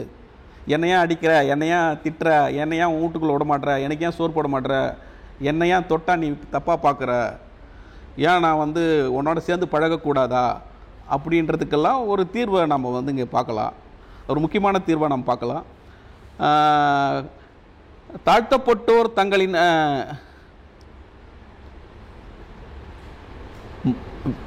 விடுதலை வேட்கையை மாற்றுச் சமத்துவர் புரிந்து கொண்டு அவர்களுக்கான விடுதலைக்கு இவர்கள் துணை நிற்க வேண்டும் என்பதுதானே தலித்களின் நீண்டகால கேட்புணர்வாக உள்ளது. இதை அம்பேத்கர் அவர்கள் பின்வரும் கூற்றின் வழி நமக்கு புலப்படுத்துகிறார். இதை முக்கியமான கூற்றாக நான் பார்க்குறேன். தாழ்த்தப்பட்டோர் தங்களின் அரசியல் தனிமையை விட்டு பிற சமூகங்களுடன் இணைந்து தாம் வென்றெடுக்கும் புதிய விடுதலையை உறுதிப்படுத்திக் கொள்ள வேண்டும். ஆனால் அந்த கூட்டுறவில் தாழ்த்தப்பட்டோர் கூட்டமைப்பின் தனித்தன்மை பேணப்பட வேண்டியது அவசியம். இது அம்பேத்கருடைய மனநிலையை ஆய்ந்து பார்க்குறேன். இங்கே தனியாக ஒடுக்கப்பட்டவன் நின்று இங்கே விடுதலை அடைய முடியாது, எதையும் சாதிக்க முடியாது. மாற்று சமூகத்துடன் நம் கொள்கையோடு நம் வளர்ச்சியோடு ஒத்திருக்கிற அந்த அமைப்போடு நீ இணங்கி செயல்பட்டு நீ விடுதலை எடுக்கலாம். ஆனால் உன்னுடைய தனித்தன்மையை நீ என்றையும் இழந்து விடாதே அப்படின்ற கோட்டை வந்து அம்பேத்கர் வந்து பதிவு செய்கிறாரு.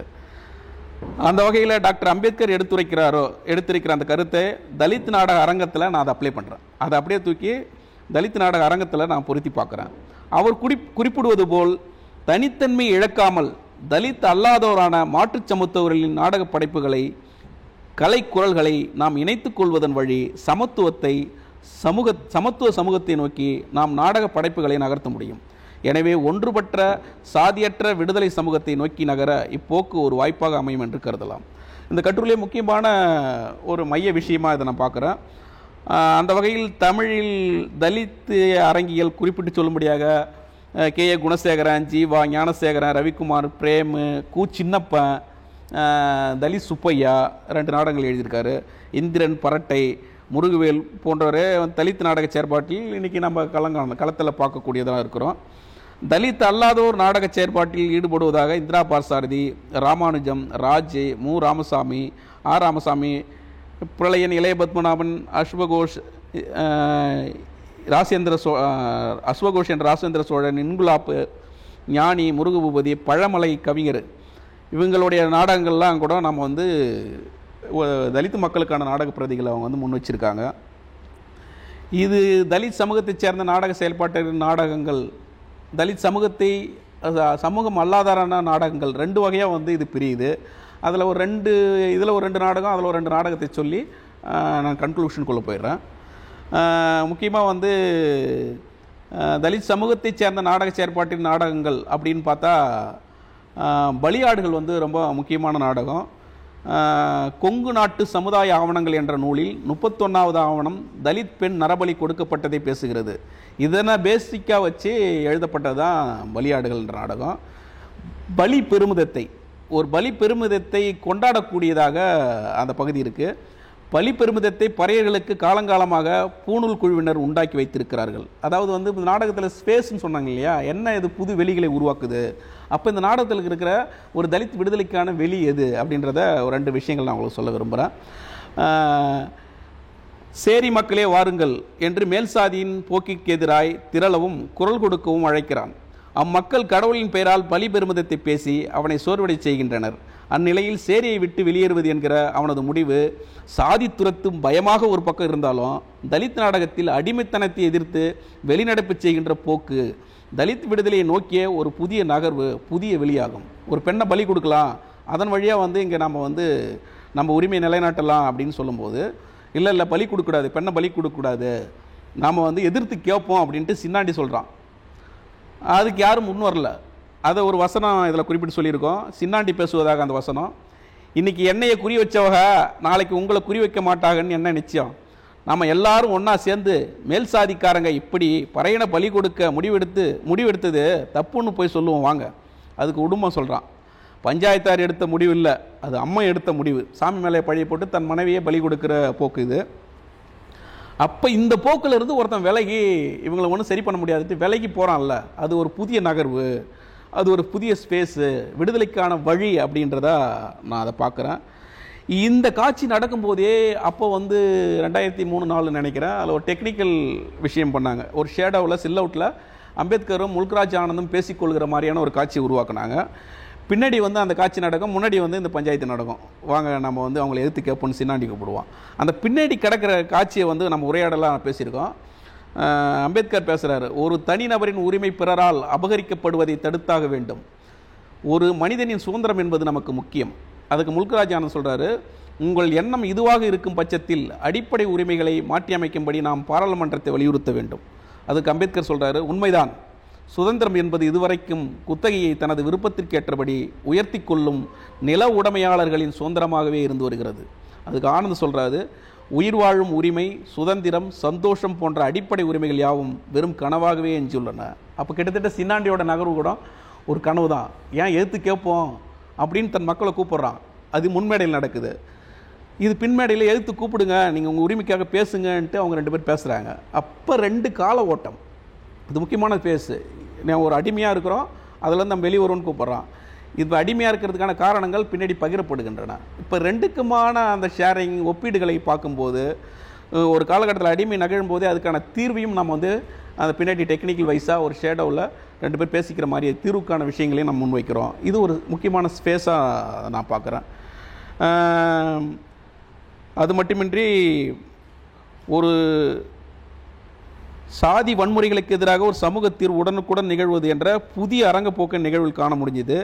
இதனை ஜெர்மானிய அரங்கறிஞர் பெட்ரோல் பிரக்டின் அந்நியமாதல் அலைனேஷன் கோட்பாடின் வழி பார்த்தால் பார்வையாளர்களை இன்னொரு காட்சியிலிருந்து இன்னொரு காட்சிக்கு விலக்கி அனுப்புவதாக அமைகிறது.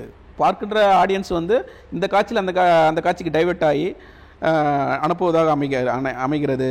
பார்வையாளர்கள் மட்டுமல்லாமல் அங்கு நடிகர்களும் பார்வையாளராக மாறி மீண்டும் நடிகர்களாக மாறுவதை ஊக்கிய முடியும். அங்கே சில்லவுட்டில் வந்து 2 ஷேடோ போயிட்டு இருக்குள்ள முன்னாடி அந்த பஞ்சாயத்து அமைப்பு வந்து சிற்பம் போல் நிற்பாங்க, அசையாமல் நிற்பாங்க. அப்போ அவங்களுக்குமான ரிசீவிங் அவங்களுமே வந்து ஒரு பார்வையாளர் மனையில் அங்கே இருக்கலாம் அப்படின்றத நான் பார்க்குறேன். பார்வையாளர்கள் பிரச்சனையும் தெரிந்து கொள்கிறார்கள், அக்கணமே அதற்கான தீர்வையும் அடைகிறார்கள். மேலும் வால்டர் பெஞ்சமினின் தத்துவார்த்தத்தால் அணிகளால் கலை செயற்பாடுகளில் தொழில்நுட்பங்கள் புதிதாக தோன்றும் பொழுது அவை சமூகம் மாறுவதற்கான புதிய அரசியல் உணர்வை தரும் அப்படின்ற கோட்பாடு இதில் வந்து பொருத்தி பார்க்குறோம். அப்புறம் மழி அப்படின்ற ஒரு முக்கியமான நாடகம் இருக்குது. 2003 எழுதின நாடகம். ஒரு கவிதை நாடகம், தமிழில் முதலில் தோன்றிய தலித் நாடகத்தில் எழுதப்பட்ட கவிதை நாடகம். பெரியவர் சொல்கிறார், குடியிருப்பில் சாதி உண்டு, திசைகளுக்கும் சாதி உண்டு, நிறங்களுக்கும் சாதி உண்டு, நீ எதை அறிவாயோ, எட்டினில். அதுக்கு கருத்தவன் ஒருத்தன் சொல்கிறான், தொட்டாலே தீட்டானால் தொழில் செய்வது எவ்வாறாம், பெரியவர் பரம்பரை செய்த தொழில் மழித்த மரபுரியாய். ஒரு முகச்சவரம் செய்யக்கூடியவன் வந்து ஒரு பெரியவர் வீட்டில் போயிட்டு முகச்சவரம் செய்வான். அவர் ஒரு நாற்காலில் அமர்ந்துக்கிட்டு இருப்பார். இவர் கையில் கத்தி இருக்கும். அந்த கத்தியோடைய அந்த வசனங்கள் வந்து பரிமாறிக்கொள்ளப்படும். அப்போ அந்த நாற்காலியோடைய அந்த அதிகார துணியும் இவன் வந்து தன்னுடைய வாழ்நாளுக்கான ஜீவிதத்துக்காக அந்த செய்யக்கூடிய அந்த சவரமும் இது போக்கோட போவோம். கடைசி கட்டத்தில் வந்து அவர் ஆற்றுல அடிச்சுட்டு போவார். ஆற்றுல அடிச்சுட்டு போகல வந்து என்னை காப்பாற்று அப்படின்னு சொல்லி அந்த பெரியவர் வந்து கெஞ்சுவார் அந்த முகச்சவரம் பண்ணங்கிட்ட. அவன் வந்து காப்பாற்ற மாட்டேன், உன்னை தொட்டால் தீட்டாயிடும் அப்படின்னு சொல்லுவான். அவர் அடிச்சுக்கிட்டு ரொம்ப கதறுவார், என்னை காப்பாற்று, தீட்டானா பரவாயில்ல அப்படின்னு காப்பாற்றுன்னுவார். நான் உன்னை தொடமாட்டேன்னுவான். ஆடியன்ஸ் மனநிலை பார்த்தா சிரிப்பாகவும் இருக்கும். அப்புறம் அந்த சாதியை வந்து நெருக்கடிக்குள்ளாக இப்படியா அந்த சாதியோடைய வழியை வந்து பேசுகிற விஷயமாகவும் இருக்கும். கடைசியில் அவர் ஆற்றுல அடிச்சுன்னு போகல, சேரி சனங்கள்லாம் ஒன்றா தூக்கி காப்பாற்றுற மாதிரியே அந்த நிகழ்வை பண்ணியிருப்பாங்க. இதுவுமே கிட்டத்தட்ட ஒரு நல்ல ஒரு புது ஸ்பேஸ் தான், நாடகத்துக்குள்ளே தலித் அரங்குக்குள்ளே வந்த புது ஸ்பேஸு தான். இது தவிர தொடுன்ற நாடகம் வந்து இதுக்கு ஆப்போசிட்டாக அமைஞ்சிருக்கிற ஒரு நாடகம். காக்கா ஒழிப்பு வந்து ஒரு பெரிய மனுஷன் விழுந்து கிடப்பான் வயலில், அதை ஒரு தலித்து வந்து தூக்க போவான். என்னை தொடாத, நான் செத்தாலும் பரவாயில்ல, என்னை நீ தொடக்கூடாது அப்படின்ற மாதிரியான இதுக்கு ஆப்போசிட்டாக இதுவும் குணசேகரனால் எழுதப்பட்ட ஒரு முக்கியமான நாடகம் தான். இதில் இந்த மாதிரி அவர் அறிகுறி, கனவுலகவாசி, பாறையை பிளந்து கொண்டு, தொட்டில் தொடங்கி, சத்திய சோதனை, பவளக்கொடி அல்லது குடும்ப வழக்கு, இந்த மாதிரி நிறைய தலித்திய பிரச்சனைகளை பேசக்கூடிய நாடகங்கள்லாம் எழுதியிருக்காரு. இதெல்லாம் இன்னும் மேடை ஏறுமானால் அந்த ஸ்பேஸை நம்ம வந்து பார்க்கலாம். நல்ல இயக்குநர்கள் வழி அது கையாளப்படும் பொழுது புதிய தலித் விடுதலைக்கான ஸ்பேஸாக நம்ம அதை கொண்டாடலாம். இப்போ ஜீவாவோட பெண் எப்படி ஆணால் எழுதப்பட்ட பிரதிகளையும் அந்த இயக்கங்களையும் நம்ம பேசுகிறோமோ, தலித் பெண் நாடக செயற்பாட்டாளர் எழுதப்பட்ட முக்கியமானத கன்னிமேரின்ற ஒரு நாடகம். அந்த கன்னிமேரி நாடகம்னாக்கா, தலித் கிறிஸ்துவ பெண் பணி வேலைக்கு செல்லும்போது முதலாளியால் பாலியல் பலாத்காரம் செய்யப்பட்டு கருத்தரிக்கிறாள். இயேசு பிறந்த கிறிஸ்துமஸ் தினத்தில் அவள் குழந்தையை கழிவறையில் உச்சபட்ச வலியினுடைய பெற்றெடுக்கிறாள். குழந்தை இறந்தபடி பிறக்கிறது. ஒரு புனித திருவிழாவின் இடையே தலித் பெண் பாலியல் வன்புணர்வால் அடையும் மனச்சிதவை முன்வைத்து ஒடுக்கப்பட்டவர்கள் கழிவுகளாக ஆக்கப்படுவதை சுட்டிக்காட்டுகிறது. ஒரு அடிமையின் முழுக்கம் என்கிற இந்நாடகம் தலித் விடுதலைக்கான முழக்கமாக எதிரொலிக்கிறது. இந்த விஷயம் அந்த கன்னிமேரின்ற ஒரு விஷயம் வந்து இயேசு பிறக்கிற அன்னைக்கு அந்த ஒரு முதலாளி சமுதாயத்தால் கர்ப்பமான ஒரு பெண் வந்து தன் பிள்ளையை அங்கே பெற்றெடுக்கிறா. இந்த முரண் அங்கே இயேசு பிறக்கிறதும் இங்கே ஒரு தலித் பெண்ணுக்கு வந்து வன்புணர்ச்சியால் குழந்தை பிறக்கிறதும் ஒப்பிடப்பட்டு ஜீவா எழுதியிருக்காங்க. இதுவும் வந்து பெண்ணிய நாடகத்துக்கான ஒரு முக்கியமான விஷயமாக பார்க்கப்படுது. இது ரெண்டும் ஒரு கடவுளுக்கான குறியீடு, ஒரு ஒடுக்கப்பட்டவங்களுக்கான குறியீடு, ரெண்டு ஸ்பேஸுமே வந்து நம்ம ஆராய்ச்சிக்கு உட்படுத்த வேண்டியது. தமிழில் கல்விசார் நாடகப்புலம் மற்றும் குழுக்கள் சாராது தனிநபராக நின்று நாடகம் செய்தவர்களில் பரட்டை வந்து ரொம்ப முக்கியமாக நம்ம பேசி ஆகணும். அவர் வந்து அகடாமிக் உள்ள இருந்தவங்க நிறைய பேர் பேசலை. குறிப்பாக கேஏ குணசேகர்லாம் அவரில் முன்மொழிஞ்சு பேசியிருக்கணும். தலித் நாடக செயற்பாட்டில் பரட்டை வந்து கொண்டாடப்பட வேண்டியவர், அவரை பற்றி நிறைய எழுதப்பட வேண்டும், அவரை பற்றி பேசணுன்றது என்னுடைய ஆவலாக இருக்குது. மதுரை இறையனார் கல்லூரியில் தொடர்பியல் இயக்குநராக பணி செய்த அவர் 1975களில் தனது தலித் நாடக செயற்பாட்டை தொடங்குகிறார். இவருடைய விதை முளைக்கிறது என்ற நாடகத்தின் வழி ஆண்டாண்டு கால கொடுமைக்குள்ளாக்கப்பட்ட தலித் சமுதாயம் எப்படி முளைத்து ஆள்போல் தழைக்க வேண்டும் என்பதை முன்னெடுத்த நாடகமாக அறியப்படுகிறது. மேலவளவு கண்ணகி முருகேசன், இளவரசன் திவ்யா என ஆணவ கொலைகள் நாளுக்கு நாள் பெருகி வரும் தற்கால தொழில்நுட்ப யுகத்தில் சிலுவை சுடப்படுகிறது என்கிற நாடகம் சாதி மறுப்பு காதலின் வழி களைய வேண்டிய நியாயத்தை சொல்கிறது. இது தவிர இவரின் பிச்சை எடுத்த ராணி, ஏமாத்துப்பட்டி எலும்புக்கூடு, விடாது சிவப்பு, அங்கே பார்க்காதீங்க, கட்டவரு கைத்தவரு, பிச்சு எறிங்கடா, சாமி கொடுத்த வரம் போன்ற நாடகங்களின் வழி சகமனித நேசிப்பு, பண்ணை அதிகாரம், அந்த பக்கமெல்லாம் பண்ணை அதிகாரம் வந்து நிறையா உண்டு. பண்ணையார் வந்து சவுக்கால் அடிக்கிறதும் சாணிப்பால் கொடுக்குறதும் இதெல்லாம் உண்டு. அங்கே தைரியமாக வந்து நாடகம் போட்ட முக்கியமான மனிதர் நம்ம பரட்டை. உற்சாதி கொடுமை பற்றி யாரும் பேச மாட்டாங்க. பிற்படுத்தப்பட்டவர் என்ன தாக்குறாங்க, பூணூல்காரன் என்ன தாக்குறான்னு பேசுவோம். உற்சாதி கொடுமை பேசின முக்கியமான ஒரு நாடகக்காரியான்னு பார்த்தா பரட்டை. குதிரை வண்ணார்களை பற்றி பேசியிருக்காரு, அருந்தியர்களுக்கும் பறையர்களுக்குமான சண்டைகளை பேசியிருக்காரு. இதெல்லாம் வந்து நாடக பிரதிகளாக களம் காணப்பட வேண்டும். இதை வந்து யாருமே பேசலை பரட்டையை தவிர எனக்கு தெரிஞ்சு. பொருளியல் விடுதலை, தலித் முன்னேற்றம் குறித்து பல புதிய வெளியே வந்து பரட்டை வந்து தமிழ்நாடக சூழலுக்கு கொடுத்துருக்காரு. இது இங்கே இப்போ எப்பயுமே அகடாமிக்கு ஒரு நாடக சூழலில் இருக்கிறவங்க தான் கவனிக்கப்படுறாங்க. அதை தாண்டி நாடகம் செய்பவர்கள் கவனிக்கப்படுவதும் அவரை பற்றி எழுதப்படுவதும் பேசப்படுவதுங்க குறுகி வர சூழ்நிலை இவரை நம்ம வந்து கண்ணுற்று பார்க்கணுன்றது என்னுடைய வேண்டுகோள். அப்புறம் நம்ம பிரேமின் மண்ணிலிருந்து என்ற நாடகம் வந்து புதுச்சேரி தலைக்கோல் கலைக்குழுவின் 10வது ஆண்டு விழாவில் வந்து 1998 நிகழ்த்தப்பட்ட நாடகமாகும். தலித்துகள் ஆதிக்க சாதியவாதிகளிடம் அடிமை வாழ்வு செய்து கொண்டு தங்களின் மனப்போக்கை அடிமையின் குறியீடாகவே மாற்றிக்கொண்டு விட்டனர். அவர்கள் பூர்வீகர்கள் இந்த நிலத்துக்கு சொந்தக்காரர்கள் என்பதை சாதி ஆதிக்கம் மறக்கடிக்க செய்துவிட்டது என்பதையும் அதிலிருந்து மீண்டும் இந்த மண்ணை மறுபடியும் அடைய வேண்டும் என்கிற புதிய உத்வேகத்தை இந்த நாடகம் கொடுக்கிறது. பிரேம் ரமேஷ் அப்படின்னு சொல்லுவாங்க. அதில் பிரேம் என்ற ஒரு எழுத்தாளர், இப்போ நாடக செயற்பாட்டிலும் இருந்தவர். நாங்கள் படிக்கிற காலத்தில் அங்கே எங்களுக்கு ஸ்கிரிப்ட் ரைட்டிங் ஆசிரியராக இருந்தவர். அவர் எழுதின ஒரு நாடகம். அப்புறம் புதுவை பல்கலைக்கழகத்தில் பார்த்தாக்கா அஸ்வகோஷ் ராஜேந்திரன் எழுதி கொடுத்த மறுதளிப்பு நாடகம். அப்புறம் வந்து சாம்பான்ற நாடகத்தை வந்து நான் அங்கே செய்வதற்கு தோழர் கோபி தான் அந்த பிரதியை வந்து அங்கேருந்து எடுத்து கொடுத்தாரு. தஞ்சையிலேருந்து அதை வர வச்சு துர்க்கிராவலம் செய்யலான்ற ஒரு சிந்தனை இருந்தது. அப்போ துர்க்கிராவலம் ஸ்கிரிப்ட் அதெல்லாம் கொஞ்சம் புரிஞ்சுக்கிட்டு வேலை செய்யறது கொஞ்சம் கஷ்டமாக இருக்கும் அப்படின்ட்டு. அப்போ சாம்பான் மேலே எனக்கு ரொம்ப ஆர்வம் இருந்தது. தஞ்சையிலேருந்து ஒத்திகை கலைக்கிட்ட இருந்து சாம்பான் பிரதியை எனக்கு என் கைகளில் அப்போது தலித் நாடக பிரதியை கடத்தியவர் தோழர் கோபி.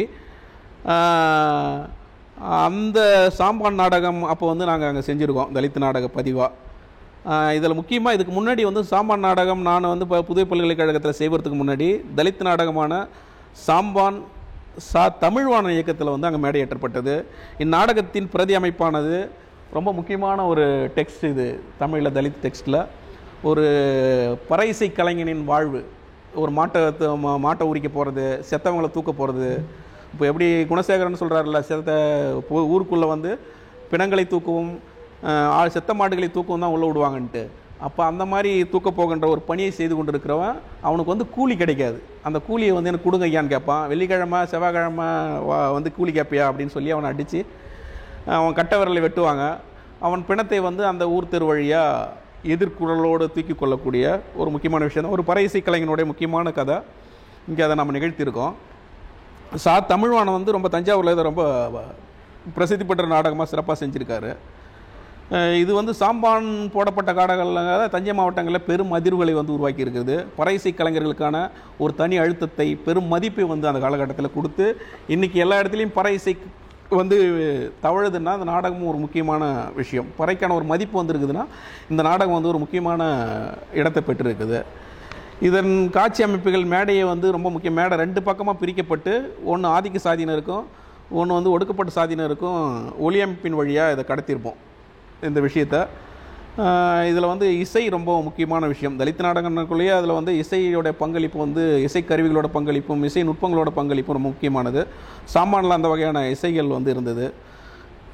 நாடகத்தின் இறுதி காட்சியில் சாம்பானை திருவிழாவுக்கு தப்படிக்க சொல்கிறார்கள். அவன் கூலி உயிர் கேட்டு எதிர்வாதிட்டு அடிக்க மறுக்கிறான். அதனால் அவன் கட்டை விரல் வெட்டுகிறார்கள். கட்டை விரலை வெட்டுவதன் வழி அவனுடைய சுயம், கற்பிக்கும் திறன், தன்மானம், உரிமை என அனைத்துமே நசுக்கப்படுகிறது. நாம் அது சாதாரணமாக ஒரு கட்டை விரல் தானே. இப்போ எங்கள் ஊரில் முனியன்னு ஒரு காவல்காரர் இருந்தார். ரெட்டியார் வீட்டுகளில் வேலை செய்யக்கூடியது. நான் இதோட ஒப்பிட்டு பார்க்குறேன். நான் இதில் எழுதலை, எனக்கு வந்து அடிக்கடி தோணிக்கிட்டே ஒரு விஷயம்.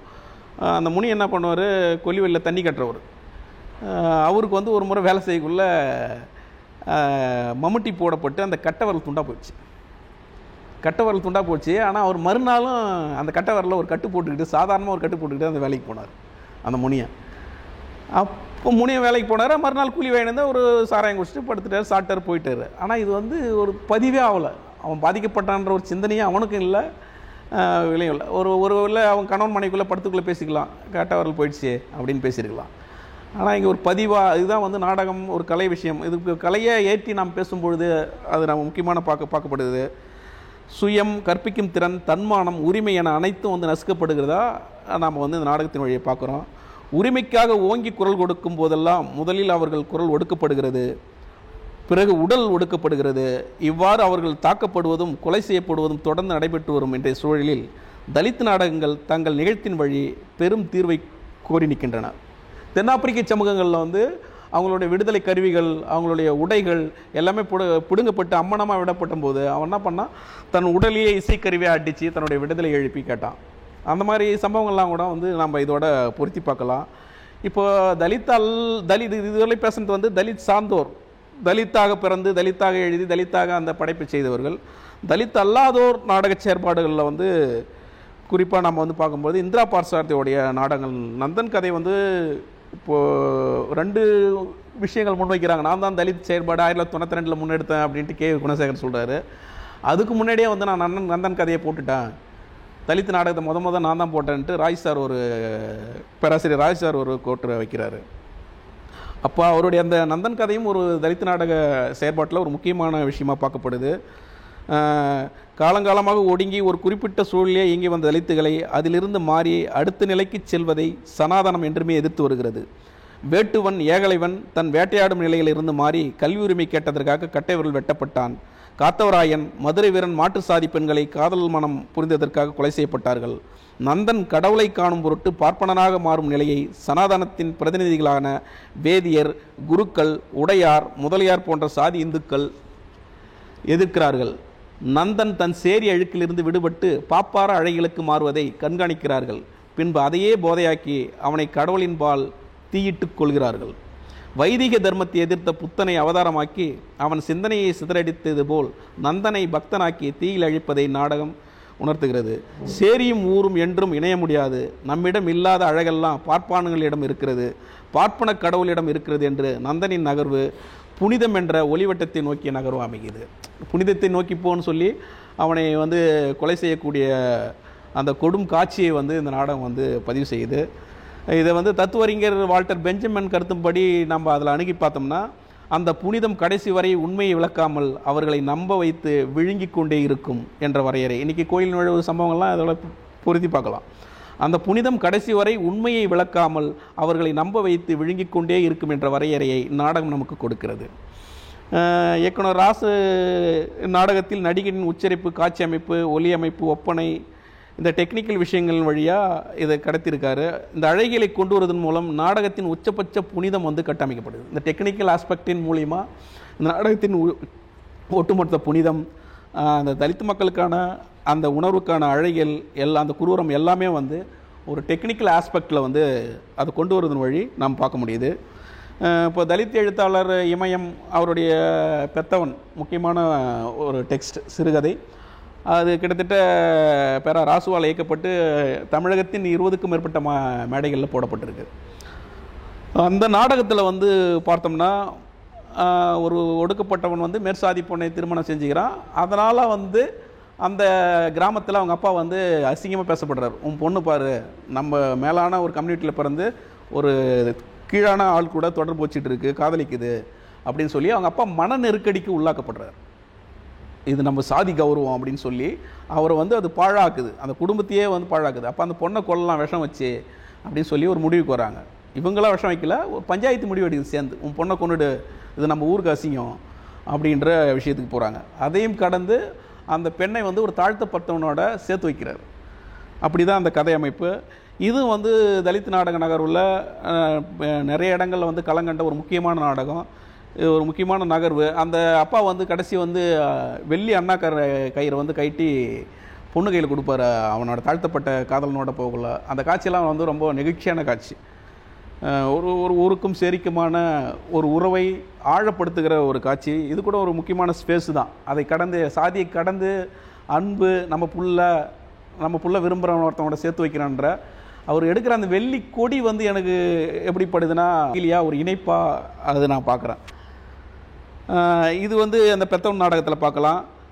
இது மாதிரி இப்போ கக்கன் ஒரு நாடகம் செஞ்சோம். தமிழகத்தில் முக்கியமான ஒரு அரசியல் தலைவர், அரசு பேருந்தில் டிக்கெட் எடுத்து செல்றவர், கடைசி காலத்தில் அரசு மருத்துவமனையில் கடந்து செத்தவர். எம்ஜிஆர் வந்து பார்த்தப்ப கூட அடையாளம் தெரியாமல் இருந்த அமைச்சர், மக்கள் அமைச்சர், போலீஸ் மந்திரியாக இருந்த ஒரு கக்கன். அந்த கக்கன் நாடகத்தின் வழி ஒரு தலித் பிரதிநிதி எப்படி இருந்தான், இந்த தமிழ் சமுதாயத்துக்கு எப்படி வழிகாட்டியாக, நேர்மைக்கு வழிகாட்டியாக இருந்தான்ற ஒரு ஸ்பேஸ்லாம் வந்து அதில் கிரியேட் பண்ணப்பட்டது. அதில் கக்கனாக நான் தான் பாத்திரமேட்டு இருந்தேன். மேற்படி கக்கனின் வாழ்முறையானது தலித் மக்களுக்கான போராட்ட வாழ்வாகவும் ஒரு நேர்மறையான அரசியல் தரவின் வாழ்வாகவும் இடம்பெற்று தற்கால சமூகம் கக்கனின் அரசியல் சமூக பணியை அறிந்து கொள்ள நாடகம் வழிவகுக்கிறது. ஒரு அரசியல் தலைவன் எப்படி நேர்மையான போக்கில் இருக்கணுன்ற ஒரு தலித் தலைவருக்கான ஸ்பேஸ், அவனுடைய ரைட்ஸ், அவன் எப்படி நடந்துக்கிட்டான்ற ஒரு கைடன்ஸ், ஒரு வழிகாட்டித்தனத்தை வந்து இந்த நாடகம் முன்வைக்குது. இது தவிர சிதம்பரம் பத்மினி பாலியல் வழக்கை மையப்படுத்தி தலித் எழுத்தாளர் ரவிக்குமார் எழுதிய வார்த்தை மிருகம் நாடகத்தை ராமசாமி அவர்கள் இயக்கியிருக்காங்க. அந்த பத்மினி குறித்த பாடலெல்லாம் கூட அந்த நிகழ்ச்சி முடிஞ்சவொடனே தம்பி பாட இருக்காப்புல. நாடகத்தில் பாதிக்கப்பட்ட பத்மினி நீதித்துறைக்கு அளித்த வாக்குமூலங்கள், அப்பெண்ணின் நிஜமான கதறல்கள் இந்நாடகத்தின் இடையிடையே பதிவு செய்யப்பட்டிருப்பதால் நாடகத்தின் சம்பவம் வீரியம் வலுவாக கடத்தப்பட்டிருக்கிறது. எப்படி பலியாடுகள் நாடகத்தில் முன்னொரு பஞ்சாயத்து நடக்குது, பின்னாடி வந்து ஒரு டெக்னிக்கல் ஹாஸ்பிட்டலில் ஒரு சில்லவுட்டில் ஒரு ஷேடோவில் விஷயங்கள் பண்ணுறாங்களோ, இதில் வந்து அந்த பெண் வந்து கற்பழிக்கப்பட்ட சம்பவங்கள், அவர் விசாரணை, இதெல்லாம் வந்து அவங்களோட உண்மையான வாய்ஸே வந்து ரெக்கார்ட் பண்ணி வந்து போட்டு அந்த ப்ளே பண்ணியிருக்காங்க. அடுத்த கட்டமாக பார்க்கணுன்னா பிரளயனோட பவுன் குஞ்சு ரொம்ப முக்கியமான நாடகம். அது ஒரு வீதி நாடக தன்மையில் ஒரு தலித் மாணவனுக்கான ஸ்பேஸ், அதாவது ஒரு பள்ளிக்கூடங்கள் கற்பிக்கின்ற ஸ்பேஸ் எப்படி இருக்குது, அவன் கண்டடைகிற ஒரு சுதந்திர ஸ்பேஸ் எப்படி இருக்குது, அவன் என்னென்ன விஷயங்கள்லாம் கற்றுக் கொடுக்குது. வாத்தியாரை வந்து பாடத்திட்டங்களில் அறிவியல் விஷயங்கள்லாம் அங்கே விளக்குறாரு. ஆனால் அவன் வந்து உண்மையில் அந்த வெளியில் தனிப்பட்ட சுதந்திரத்தின் வழியாக அந்த அறிவியல்லாம் வந்து கற்றுக்கிட்டு வரான். அப்போ ஒரு தலித் மாணவனுக்கான ஸ்பேஸ் வந்து முக்கியமான தேவைன்றதில் பவுன் குஞ்சு நாடகம் வந்து முக்கியமான நாடகம் அமைக்குது. அப்புறம் அவருடைய மாநகர் முக்கியமான நாடகம். தலித் மக்கள் உணவு, வீடு, கழிவறை, தண்ணீர், வேலை, குழந்தை என நகர்ப்புற வாழ்வில் தினசரி படுகின்ற அவஸ்தையை வந்து மாநகர் வந்து பேசுது. பிரளயன் பேசும்போது கூட அந்த மாநகரை வந்து அடிக்கடி எல்லா நாடகங்களையும் கடந்து மாநகரை வந்து ரொம்ப சிறப்பாக ஒரு அடிக்கடி உச்சரிக்கிற ஒரு நாடகமாக இருக்குது. இன்றைக்கும் வந்து ஒரு சாக்கடை நாத்தத்திலையும் ஒரு கழிவறை நாத்தத்திலையும் வந்து தன் குடும்பத்தை, தன் வாழ்நாளை கடத்துகிற, தண்ணீருக்காகவும் சாப்பாட்டுக்காகவும் அந்த வெளி தோற்றத்திலேயே தன் வாழ்நாளை கூரை இல்லாமல் வாழ்ந்து முடிக்கின்ற மக்களின் உணர்வை வந்து அந்த மாநகர் நாடகம் சொல்லுது. இது தவிர நம்ம முருகுபூதியின் வனத்தாதி பூர்வகுடி தலித்துகளான சடங்கு முறை வாழ்வு சொல்லும் நாடகமாக ஆக்கப்பட்டிருக்குது. முருகுபூதி நாடகங்களில் நிறைய காட்சிகள் வந்து அது ஒடுக்கப்பட்டோருக்கான அந்த குரல்கள், உடல் அசைவுகள் வழி பார்க்கலாம். எல்லா விஷயங்களையுமே அதில் பார்க்கலாம். நாம் ஒடுக்கப்பட்டோருக்கான செய்திகளாகவும் அவங்களோட தொல்குடி அந்த தன்மைகள்லாம் நம்ம வந்து அதில் ஆராய்ச்சி பார்க்க முடியும். அப்புறம் ராமசாமியின் தண்ணீர் தீட்டாகாது, இயற்கையின் சமநீதியை பேசுகிறது, இளைய பத்மநாபனின் கண்களுக்கு அப்பால், கண்ணப்ப நாயனார் சிவனுக்கு தன் கண்ணையை தானமாக கொடுத்த புராணத்தின் மறுவாசிப்பு இந்த நாடகம். அவரின் மற்றொரு நாடகமான ஏகலைவன் இதிகாசத்தின் மறுவாசிப்பாக வர்க்க முரண்பாட்டை பேசுவதாக அமையும். அப்புறம் மலமல்லும் தொழிலாளர்களின் அவல வாழ்வை மீட்டெடுக்கும் ஷாஜகான் கனியின் பூகை. ஷாஜகான் கனி வந்து முக்கியமான ஆராய்ச்சியாளர் தமிழ் சமூகத்தில். அவர் எழுதின சிலப்பதிகாரம், அரங்கேற்றிருக்காதை ரொம்ப முக்கியமான புத்தகம். நிறைய நாடகங்கள் குறித்த நூல்லாம் வந்து ஆராய்ச்சி பண்ணி எழுதியிருக்காரு. நல்ல ஒரு ஆய்வாளர் ஷாஜகான் கனி. ஒடுக்கப்பட்ட சமூகத்தை சார்ந்த குரத்தியின் பண்பாட்டு ஒழுக்கத்தை பேசும் ராமானுஜத்தின் மங்கை இயக்கிய மௌனக்குரம் என தலித் அல்லாதவர்களின் நாடகங்கள் தலித் அரங்கில் புதிய வெளிகளையும் தலித் நாடகத்தில் புதிய பாய்ச்சலையும் உண்டாக்கினார். இதில் முக்கியமான விஷயம், இதோட கன்க்ளூஷனாக நம்ம முன்வைக்கிறது என்னன்னாக்கா, உலகளாவிய வழமையில் நாடகம் கேலிக்கூத்தாக இருந்த அப்போக்கை மறுதலித்து ஒடுக்கப்பட்ட மக்கள் தங்கள் விடுதலையை மீட்டெடுப்பதற்கான சிறந்த கருவியாக நாடக வடிவத்தை பயன்படுத்த முடியும் என்று நாடக அறிஞர் அகஸ்தோபோவால் தன் அரங்க கோட்பாட்டின் வழி முன்வைக்கிறார். மக்கள் அரங்கத்தை பயன்படுத்த தயாராக வேண்டும். அரங்கம் ஒரு ஆயுதம், அதனை மக்கள்தான் கையில் எடுக்க வேண்டும் என்பதன் வழி ஒட்டுமொத்த மனித வாழ்வை, சூழலை நாடக அரங்கின் மூலம் மீட்டுருவாக்கம் செய்ய முடியும் என்ற கருத்தை செயற்பாட்டு ரீதியாகவும் நிறுவியிருக்கிறார். அதன் நீட்சியாக வரலாற்று ரீதியில் தலித் நாடகங்கள் தோற்றம் கொண்டு இன்று வரை அம்மக்களின் குரலாகவே ஒலித்து வருகின்றன. தலித்துகள் மற்றும் தலித் அல்லாதவர்களால் நிகழ்த்தப்பட்டுள்ள நாடக போக்குகளில் ஆதிக்க சாதிகளில் தலித் மக்களை அடக்கி ஆள்வதும், ஒடுக்கப்பட்ட தலித் மக்கள் அதற்கு எதிராக குரல் கொடுத்து போராடுவதும் என வெவ்வேறு தளங்களில் நாடகம் வலியுறுத்தி பேசியுள்ளன. அவ்வாறு பேசியுள்ளதின் அடிப்படையாக அனைவரும் ஏற்றத்தாழ்வின்றி சமதர்ம சமுதாயமாக வாழ வேண்டும் என்பதை நாடகங்கள் நிறுவுகின்றன. அந்த வகையில் வரலாற்று அடிப்படையில் தலித் நாடகம் என்ற ஒரு வகை உருவானதில் அது தலித்துகளுக்கான ஒரு கலை வடிவம் மட்டும் அல்லாமல் தலித் சமூக வாழ்வின் மேம்பாட்டிற்கும் மறுமலர்ச்சிக்கும் விடுதலைக்கும் வித்திடுவதாக அமைகிறது. அது ஒரு ஆர்ட் ஃபார்ம் மட்டுமே இல்லை, அவங்களுடைய விடுதலைக்கான முக்கியமான ஒரு கருவி அப்படின்றத சொல்கிறாங்க. இந்த அடிப்படையில் தான் நாம் தலித் நாடக அரங்கத்தை புரிந்து கொள்ள வேண்டிய அவசியம் இருக்கிறது. அந்த வகையிலே ஒரு தலித் நாடகத்துக்கான பின்புலம் இன்றைக்கும் அம்பேத்கர் காலகட்ட, அயோத்தியாசர் பண்டிதர் காலகட்டத்தில் இருக்கிற அந்த சாதிய கேடுகள் இன்றைக்கும் தொடருது. அப்புறம் அதில் கலை பண்பாட்டு பின்புலம், தலித்துகளுக்கான கலை பண்பாட்டு பின்புலம், அது எந்த இடத்துல அவங்க வந்து தொடங்கினாங்க, எங்கே அவங்க மிஸ் ஆனாங்க, அதெல்லாம் நம்ம வந்து தொடர்ச்சியாக பேசி வந்திருக்கிறோம். இன்றைக்கி இதில் விடுபட்ட நாடகங்கள், இன்றைக்கி நிறைய நாடகங்கள் வந்து தலித் விடுதலைக்கான நாடகங்கள் வந்து செய்யப்பட்டு கொண்டிருக்கின்றன. பிற்காலத்தில் அதை நம்ம எடுத்து பேசலாம், இல்லை அதன் மூலயமாக செயல்படலாம். இந்த அரங்கின் ஊடாக ஒரு சில அந்த பாடலை வந்து தம்பி ஆகாஷ் பாட தோழரை கேட்டுக்கொள்கிறேன். தேடினே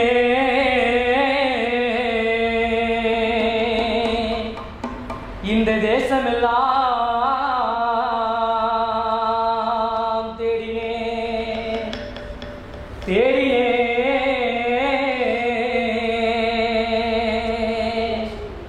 இந்த தேசமெல்லாம்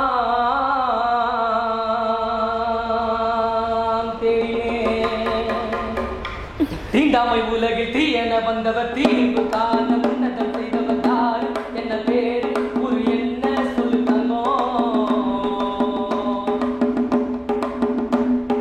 தீண்டாமை உலகில் தீயென வந்தவர் தீர்வு காண உன்னதம் செய்தவர் யார் என்ன பேரு ஒரு என்ன சொல்லுங்க. டாக்டர் அம்பேத்கர் ஐயா என்று சொல்லு தங்கம், டாக்டர் அம்பேத்கர் ஐயா என்று சொல்லு தங்கம். தீண்டாமை உலகில் தீயென வந்தவர் தீர்வு காண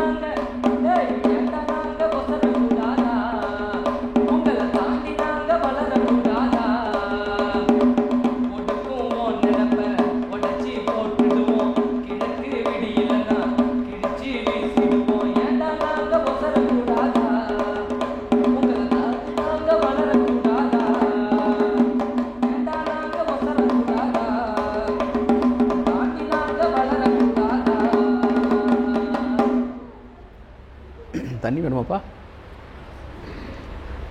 தந்தனா தன தந்தனா தன தந்தனா தன தந்தனா தந்தனா தன தந்தனா தன தந்தனா தன தந்தனா.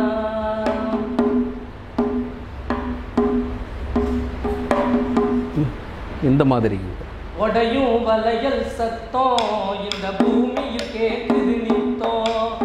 உடையும் வளையல் சத்தம் இந்த பூமியில் கேட்குது நித்தம். உடையும் வளையல் சத்தம் இந்த பூமியில் கேட்குது நித்தம். அந்த வாழத்தில் 2 துண்டா போனோம். தூக்கு மரங்களில் ஆடும் ஊஞ்சல்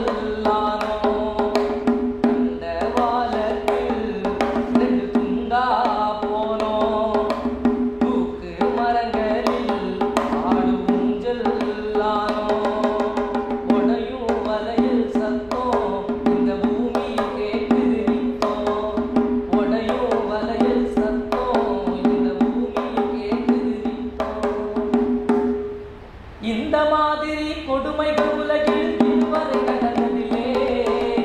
இந்த மாதிரி கொடுமைகள் உலகில் இதுவரை நடந்ததில்லை. கேட்கவே இதயம் பொறுக்குதில்லை. இந்த மாதிரி கொடுமைகள் உலகில் இதுவரை நடந்ததில்லை. கேட்கவே இதயம் பொறுக்குதில்லை. அந்த சாதியின் பெயரால் படுகொலை செய்து வரும் சமுதாயம் எதுவும் இல்லை. இந்தியா போல் சமுதாயம் எதுவும் இல்லை. அந்த சாதியின் பெயரால் படுகொலை செய்து வரும் சமுதாயம் எதுவும் இல்லை.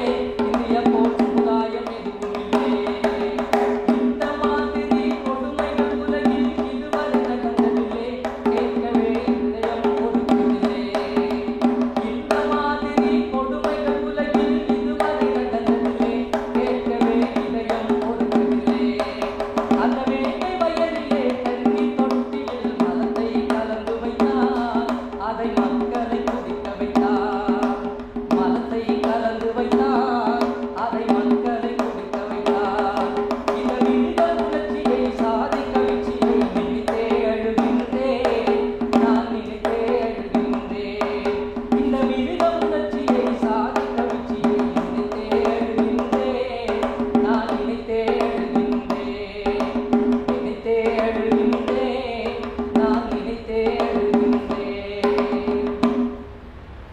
ஏ ஆக்காட்டி ஆக்காட்டி எங்கெங்கே முட்டையிட்ட எங்கெங்கே முட்டையிட்ட.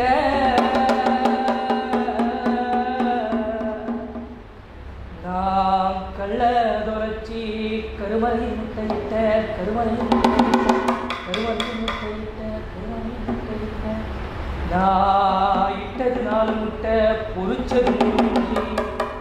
ஐயா நான் இட்டது 4 முட்டை பொறிச்சது 3 குஞ்சு. அந்த 3 குஞ்சுல மூத்த குஞ்சுகளை தேடி 3 மலை சுற்றி வந்தேன். நடு குஞ்சுகளை தேடி 4 மலை சுற்றி வந்தேன். இளைய குஞ்சுகளை தேட போகையில போகையில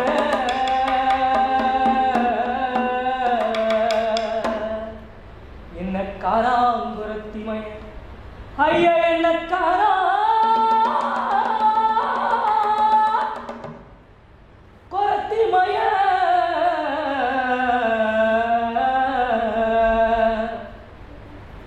என்ன காராங்குரத்திமய தந்திருந்து கண்ணி போட்டான்.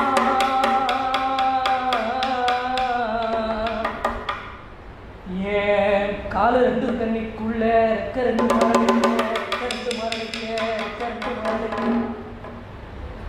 நான் அழுத கண்ணீர் ஆறா பிரிகி யானை உளிப்பாட்ட பள்ளம் பிரிகி பன்னி உளிப்பாட்ட ஏரி பெருகி எழுது உளுப்பாட்ட. நான் பெத்த மக்கா உங்களை பாதியில விட்டு நான் இப்போ பரலோகம் போறேன் போறேனே.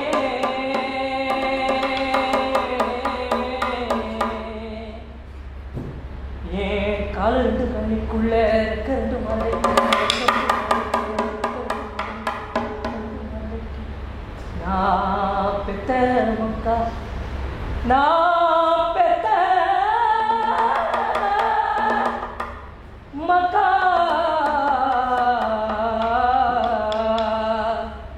நான் பெத்த மக்கா உங்களை பாதியில விட்டு நான் இப்போ பரலோகம் போறேனே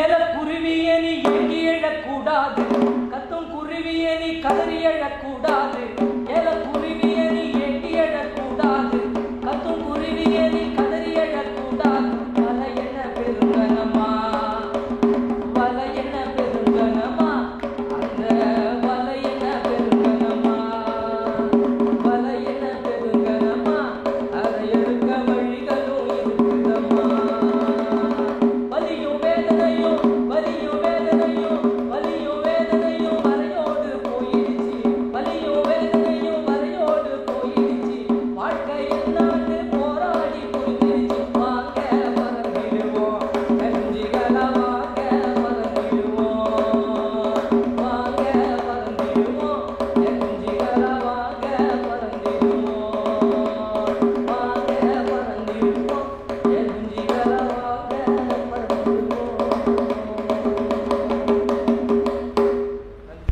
ரொம்ப நன்றி. ஆகாஷ் பிரசாந்த். மார்ப்பனையம் பற்றிலாம் பேசுகிறேன், நாடகத்தில் பேசுகிறது நம்ம அவங்க பண்ணுற அனிமைகள் பற்றிலாம் பேசிட்டோம். வேறு ஏதோ ஒரு வார்த்தைகள் சொல்கிறாங்க, வார்த்தைகள் புரியல. ஆனால் அந்த வடிவத்தை பற்றி மட்டும் நம்ம பண்ணை அடிமை அண்ணா அது கூட ஏதோ ஒரு வார்த்தை சொல்லுவாங்க. பண்ணை அடிமைன்னு சொல்லியிருக்கோம். அதில் ஏதோ ஒரு வார்த்தை நில பிரச்சனைகள் அந்த வார்த்தை தான் எனக்கு புரியல. ஆக்சுவலாக நான் அதுதான் சொல்ல வந்தேன். நாங்கள் வந்து ஆசிரியராக முதலாக வந்து பிரம்மவாதியாருக்கு எனக்கு இதுதான் குரு. அதனால அதுவுமே அந்த மாதிரி ஒரு அந்த மாதிரி ஸ்கிரிப்ட் தான் வந்து இப்போ பேசும்போது கூட அந்த நினைவுகள் தான் வந்துச்சு. அதே மாதிரி ஆனால் இந்த தலித்தியல் அப்படிங்கிறது வந்து இன்னைக்குமே அதை பேசுபொருளாக தான் இருந்துகிட்டே இருக்குது. இன்னைக்கும் அதில் நான் வேலை செய்யறதுக்கான தளம் வந்து நிறைய ஸ்பேஸ் இன்னும் நிறைய இருக்குது. இப்போ நடந்துட்டு இருக்கிற இப்போ தற்கால சூழ்நிலைக்கு பார்த்தோம்னா நிறைய விஷயங்கள் நாம் இன்னும் பேசாமலே இருக்கிறோம், இல்லை இன்னும் பேசப்பட வேண்டியது நிறைய இருக்குது அப்படின்னு தான் நம்ம சொல்லணும். நந்தனார் படம் கூட நமக்கு வந்து அந்த விஷயங்கள் வந்து அன்னைக்கு வந்து படமாக இருந்தாலும் அது ஆமாம் ரொம்ப சிறப்பான படம். ஆனால் அந்த வழி வந்து நந்தனாரை விட அதிகமாக இன்னைக்கு இருக்கிற மக்கள்கிட்ட மக்கள் வந்து இன்னமும் அனுபவிக்கிறாங்களோ அப்படின்னு ஒரு வருத்தம். ரொம்ப கனமான இதயத்தோட தான் இங்கே உட்கார்ந்துருக்க வேண்டியதாக இருக்குது. ரொம்ப ரொம்ப ரொம்ப முக்கியமான ஒரு விஷயம். ஏன்னா அருணகிரி வந்து ரொம்ப நல்லா பேசுவார்னு எனக்கு நல்லா தெரியும். அதனால் ரொம்ப ஹெவியான கான்செப்டாக தான் இருக்கும்னு நினச்சிருவாங்க. அது அதே மாதிரி இருக்குது. அதுக்காக ஏற்பாடு செய்த கோபிக்கு என்னுடைய நன்றிகள். இன்னும் இது சார்ந்து வந்து நம்ம நிறைய விவாதிக்க வேண்டி இருக்குது. அதே மாதிரி நிறைய இவர் சொல்லும் போதெல்லாம் அந்த நாடகங்கள்லாம் பவுன் நாடகம் ரொம்ப நல்ல நாடகம். ஆனால் இப்போ நம்ம நிறைய நாடகத்தோட பேர்லாம் சொல்லிட்டு இருந்தாரு. அதெல்லாம் நம்ம இன்னும் போட்டுக்கீங்களா அப்படின்னு எல்லா நாடகமும்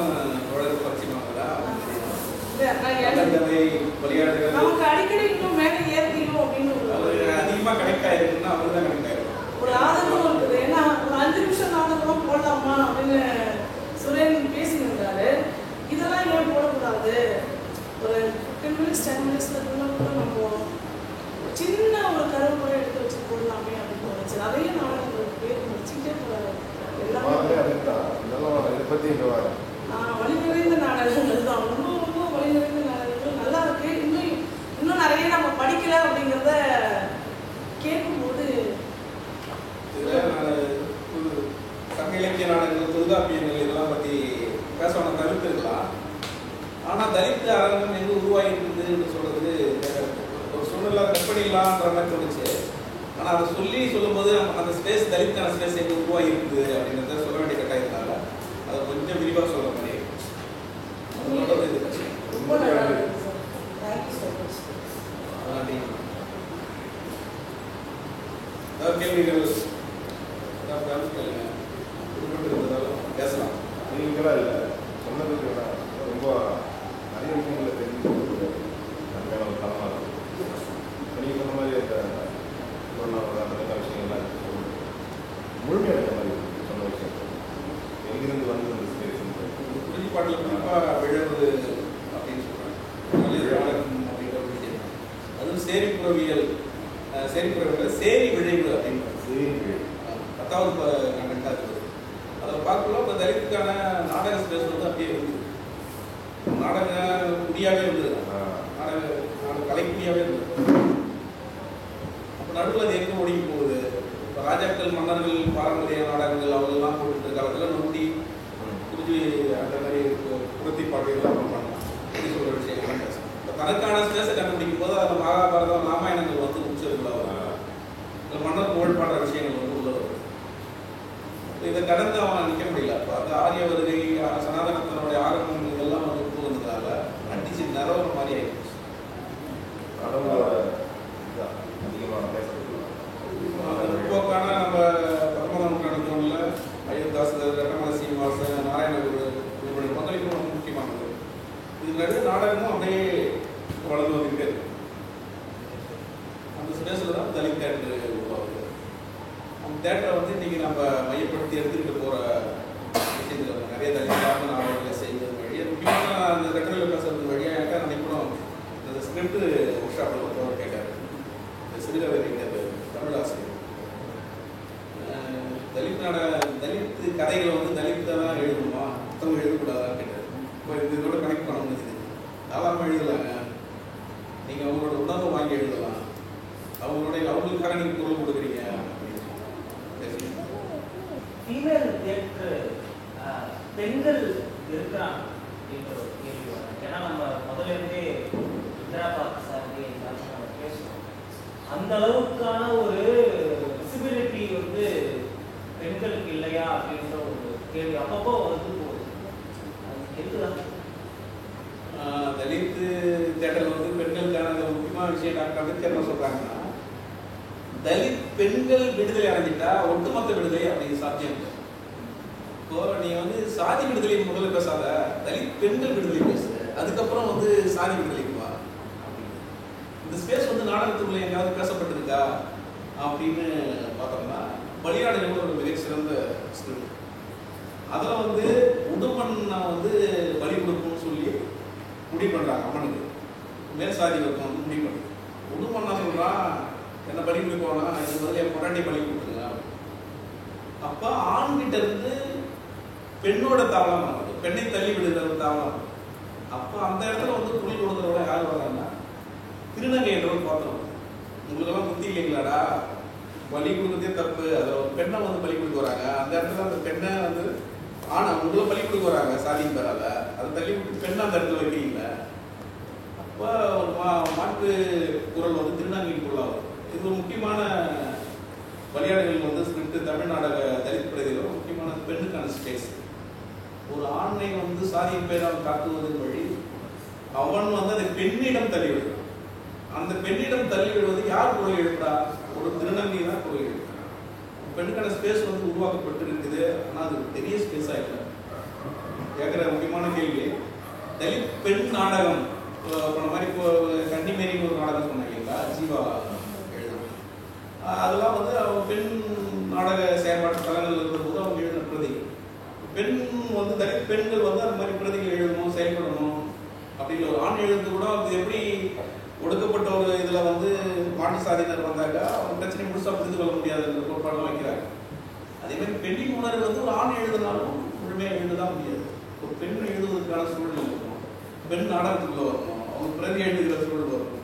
அது மாதிரி இந்த மாதிரி விவாதம் அந்த மாதிரி நாடக தளங்களுக்குள்ள போகும்போது தான் அதெல்லாம் சாத்தியப்படும். ஆனால் வந்துருக்கு 1993 வந்து பலியாடுகள் நடைபெறப்பட்டுச்சு. அதுக்கான ஸ்பேஸ் உருவாக்கப்பட்டது. தோழர்களோட சிவப்பு கண்ணாடி நாடகங்கள்லாம் பெண்ணுக்கான ஸ்பேஸ் தான். பெண் பிரச்சனை அவங்க பிரச்சனை அவங்களே பேசுகிற மாதிரி நாடகம். இன்னொன்று வந்து இப்போ கருப்பின மக்கள் இடையில ஒரு சேயிங் மாதிரி நம்மளுடைய வரலாறு வந்து அடிமைத்தனத்தில் ஆரம்பிக்கல, அது முன்னாடியிலேருந்தே இருக்கு. ஆப்பிரிக்கன் அமெரிக்கன்ஸ் வந்து அமெரிக்காவில் இருக்கிறப்போ அந்த வாக்கியத்தை அடிக்கடி பயன்படுத்துவாங்க. இங்கே வந்து நாங்கள் அடிமைப்படுறதுக்கு முன்னாடியே எங்களுக்கு ஆப்பிரிக்காவில் ஒரு பெரிய வரலாறு இருக்குது. அதுபோல வந்து தலித் வரலாறு, தலித் அழகியல், தலித் எஸ்தட்டிக்ஸ் எல்லாம் நம்ம பேசுகிறப்போ இப்போ இவங்கெல்லாம் இப்போ சரண்குமார் பிள்ளை மாதிரி ஆட்கள்லாம் வந்து வலி இந்த ரசா தியரிஸ் எல்லாம் எடுத்து வச்சிருக்காங்க. கனெக்ட் பண்ண முடியற வழி அப்படின்றது தான் வந்து அழகியெல்லாம் இருக்குது இந்த இடத்துல.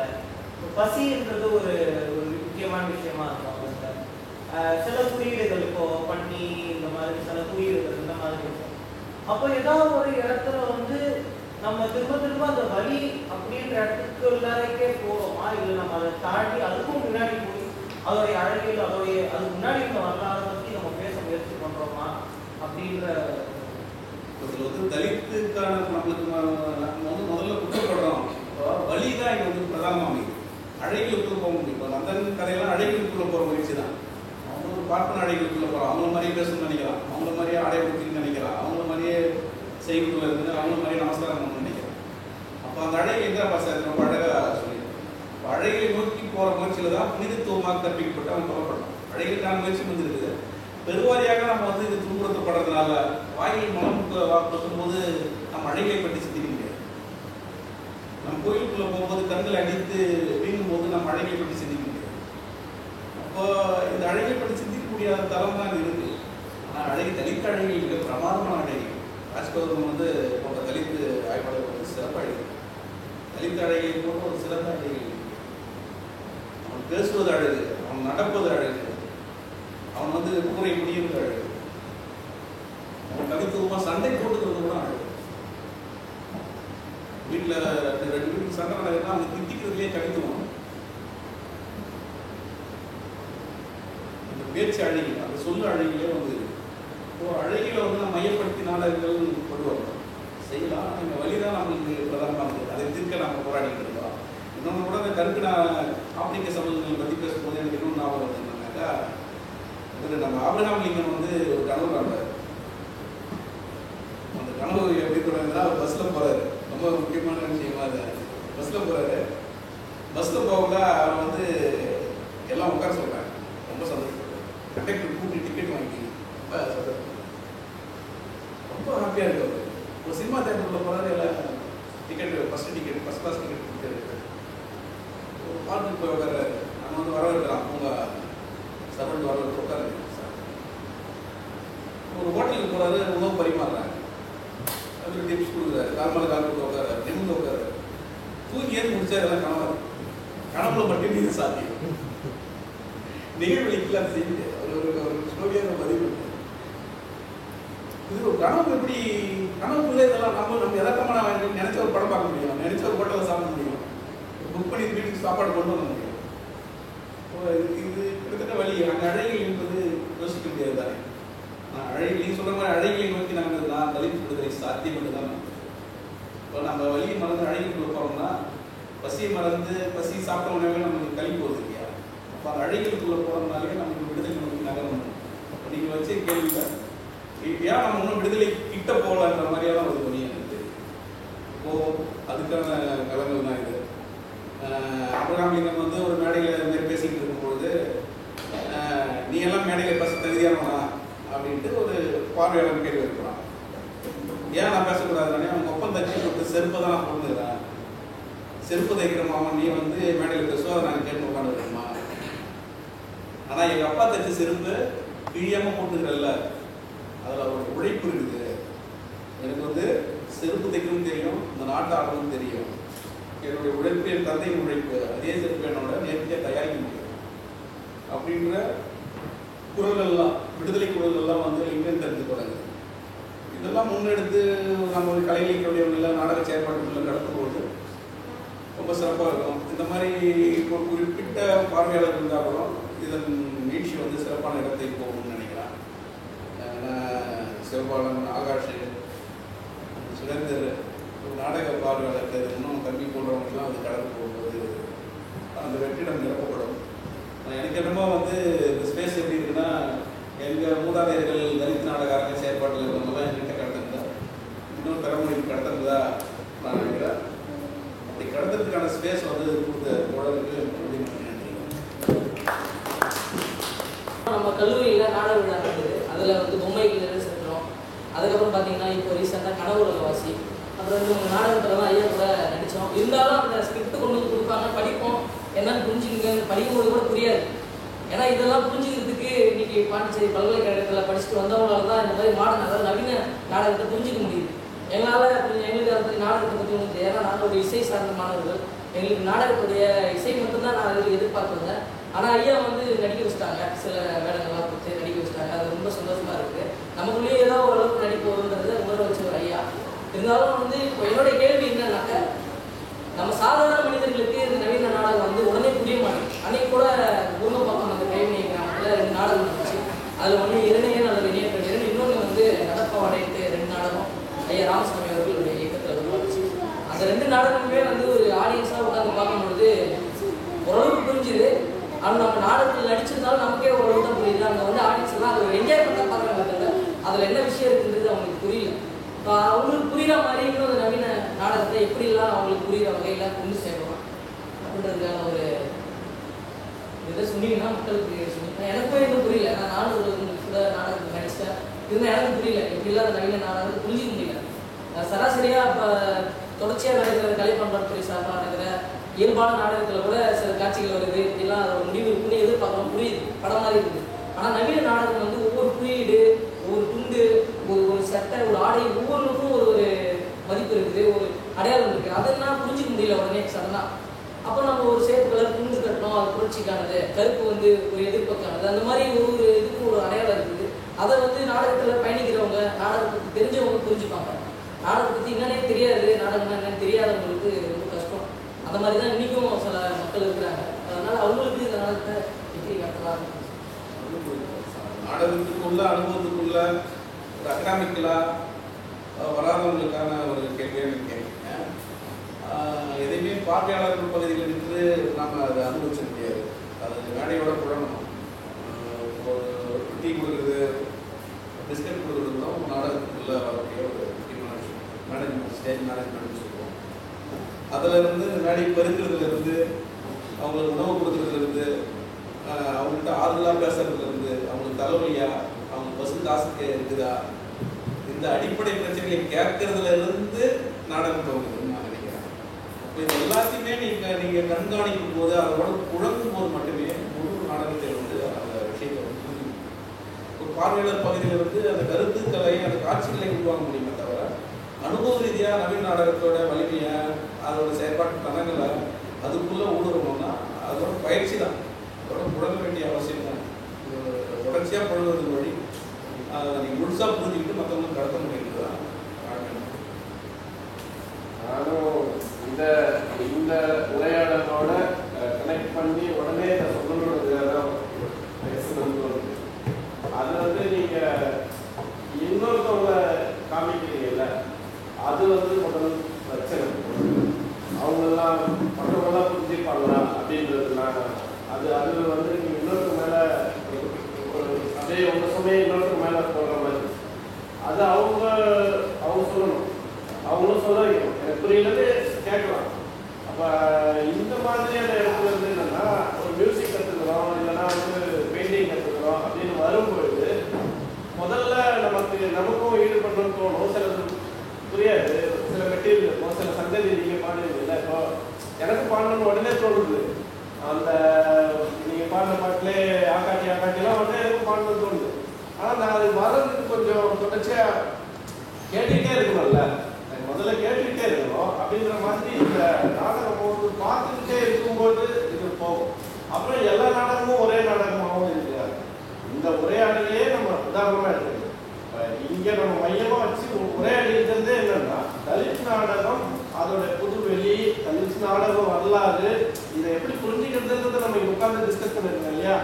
இதுக்கு அடுத்தது நீங்கள் ஒரு இது மையமிட்ட ஒரு நாடகத்தை பார்க்கும்போது கட்டாயம் உங்களுக்கு இந்த பிரச்சனை மற்றவங்களை விட உங்களுக்கு வரவே வராது. அப்போ நீங்கள் என்ன பண்ணுவீங்கன்னா, பக்கத்தில் அப்படியே புரியல நீங்கள் வந்து பேச ஆரம்பிச்சு. இந்த உரையாடல் தான் ரொம்ப முக்கியமாக இருக்குது. அதனால் இது வந்து ஒரு கதை மித்துன்னு சொல்லுவோம்ல, ஒரு நம்பிக்கை கதை மாதிரி. நவீன நாடகம்லாம் புரியாது அப்படின்றது வந்து இது ஒரு வியாதி மாதிரி அப்படியே தொட்டி விட்டுக்கிறது. அதனால நீங்கள் அதை ஆரோக்கியமாக எடுத்துக்கோங்க. நீங்களே இதில் ஈடுபடுறதுனால நீங்கள் அதை பேச ஆரம்பிக்கணும் அப்படின்றது தான் ரொம்ப முக்கியமாக இருக்குது. அது வந்து ஒவ்வொரு வடிவமும் இப்போ நீங்கள் அந்த நாடகத்தை சொன்னீங்க, ஆனால் இன்னொரு நாடகம் வந்து ரொம்ப எளிமையாக இருக்குது, எதிர்பார்த்ததெல்லாம் நடக்குது அப்படின்னு சொல்கிறதே என்னன்னா, நம்ம ஏற்கனவே பழக்கத்திலே இருக்கிறது தான். கிளைமேக்ஸ் ஒருத்தவங்க பேசிட்டே இருக்கும்போது அடுத்த என்ன நடக்கும் நம்ம கணிக்கிறோம் இல்லையா, அது வந்து நமக்கு ஏற்கனவே பழக்கமானது. ஆனால் வேற வேற ஒரு ரூபத்தில் வர்றது, வேற வேற குறியீடுகள் வைக்கிறது அப்படின்றத வந்து நம்ம என்னன்னா நம்ம இன்னும் நம்ம மேம்படணும் அப்படின்றது தான். நம்ம பார்வையாளர்களும் வந்து ரொம்ப எளிமையானவங்களாம் கிடையாது. அந்த வரலாறே நம்ம நிறைய சொல்லலாம். அது இங்கேருந்து எழுந்து நாடகத்தை நிறுத்துன்னு கேட்ட வரலாறுலாம் இருக்குது நம்ம கிட்ட. இது வந்து தப்பான கிட்ட சொல்லிட்டு இருக்கீங்க அப்படின்னு சொல்லி நிறுத்தின வரலாறுலாம் நம்ம கிட்ட இருக்கிறதுனால பார்வையாளர்கள் இன்னும் மேம்பட்டவர்கள் தான் நம்ம நினைக்கிறோம். நம்ம அவங்கள விட அறிவு குறைஞ்சவர்கள்லாம் இல்லை. நம்ம வந்து என்னன்னா அதுக்காக அதை தேடி நம்ம போகணும். இப்போ சில மியூசிக்ல இருக்கிறீங்கன்னு வச்சுக்கோங்க, ஏதாவது ஒரு சாஸ்திரிய சங்கீதமே ஏதோ ஒன்று கேட்குறீங்க அப்படின்னா அதுல என்னதான் அது அந்த என்னதான் இவங்க உள்ள உருட்டுறாங்க அப்படின்றத அதை உடைக்கிறதுக்காக நீங்க போய் கத்துக்கிட்டு வந்து இல்லையா நீங்க ரொம்ப தப்பான விஷயத்த சொல்லி கொடுக்குறீங்கன்னு அது போயிட்டு வருவீங்களா, அந்த மாதிரி தான் நம்மள என்னன்னா இன்னும் தேடுறதுக்கு வைக்கும் அப்படின்றத நோக்கி நம்ம நடந்திருக்கிறோம் அப்படின்றது தான் நவீன நாடகம். இப்படித்தான் அடம் பிடிச்சுதான் செய்யணும் அதெல்லாம் கிடையாது. ஒவ்வொரு நாடகமும் வெவ்வேறவா இருக்கு. ஆனால் இப்போ பார்வையாளர்கள் நம்ம கிட்ட மிஸ் ஆயிட்டாங்கன்றது தான் எல்லாருக்குமே இருக்கிற குறைபாடு. அவங்கள ரொம்ப நெருக்கமா போகணும் அப்படின்றது தான் பார்க்கணும். சில தளர்வுகள்லாம் வந்துருச்சு. அதனால நல்லா உற்சாகமாகவே எடுத்துக்கோங்க. அதுக்காக தான் நம்ம இங்கே உட்காந்து பேசணும். அதோடைய மையம் தான். நன்றி. நல்லா பெரிய அறிமுகம்.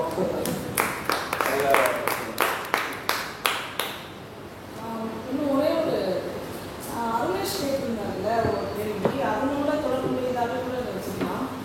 அவர் கேட்டிருந்தாங்க வழிகளை மட்டும்தான் அந்த நாடகங்கள் எப்படி சொல்கிறதா சொல்லிட்டு.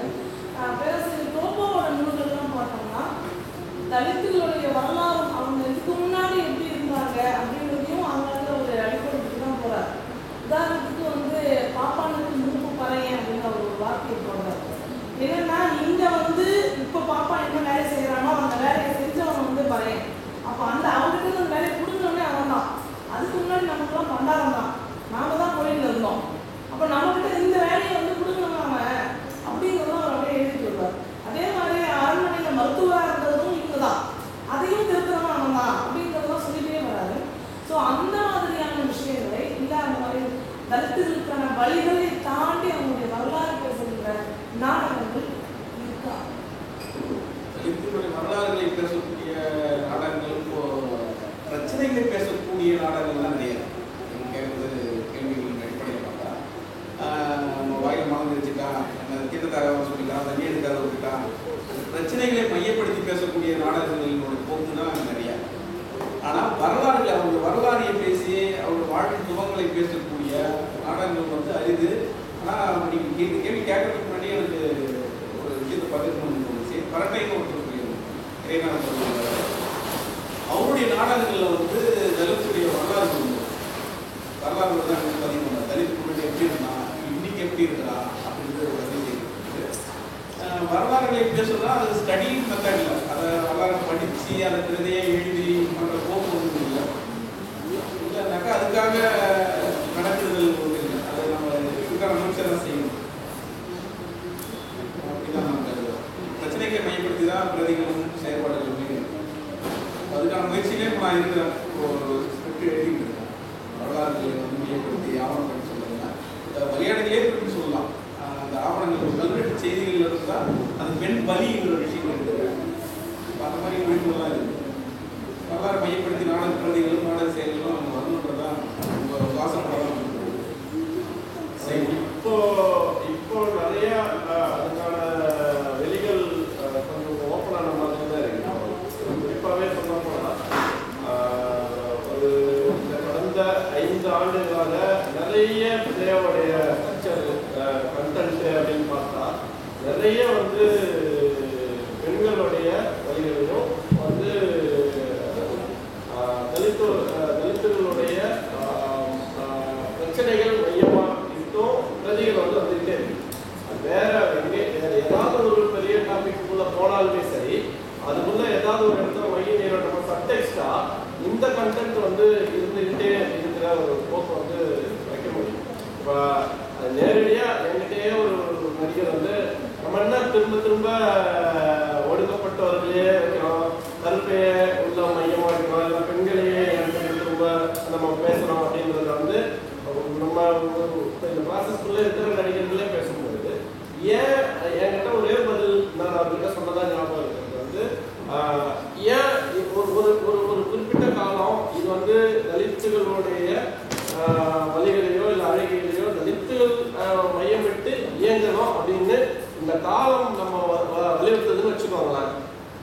இது வந்து ஏதோ செய்யணும், ஏதோ ஒரு விஷயத்துக்காக இல்லை வேற ஒரு கூட்டு இணைவுக்காக செய்யணும்லாம் அதெல்லாம் இல்லை.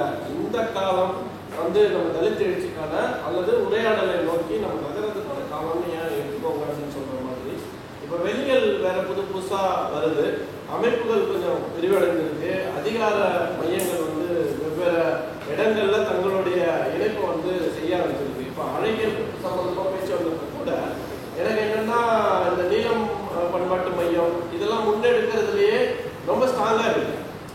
நாடக விழா எங்க நடக்கணுன்றதெல்லாம் நடந்துற மாதிரி இருக்கு. சபாக்களுக்குள்ள போய் திரும்ப கதவை தட்டிகிட்டே இருக்காங்க, சபா வந்து மறுபடியும் மறுத்துக்கிட்டே இருக்கு.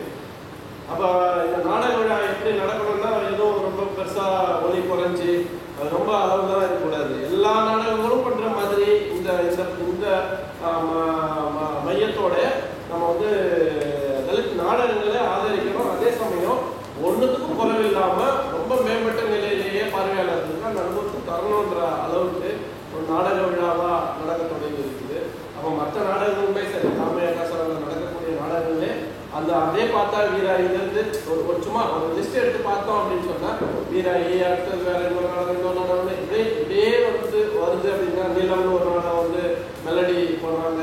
அப்போ பிரசனாரம்ப சபை பார்த்தா இனிமேலோட கதையே தொடர்ச்சியாக நாடகமாக நிகழ்த்திட்டே இருக்கிறாங்க. அப்போ இந்த இது வந்துன்னா இன்னும் ஒரு வேற ஒரு வெளிக்கு தான் நடந்துருக்கு. இன்னும் கொஞ்சம் ஓப்பனாக தான் இருக்கு, இது பேசுகிற பொருளாக இருக்கு. அப்போ இன்னும் சந்திக்குது, உரையாடலை சந்திக்குது.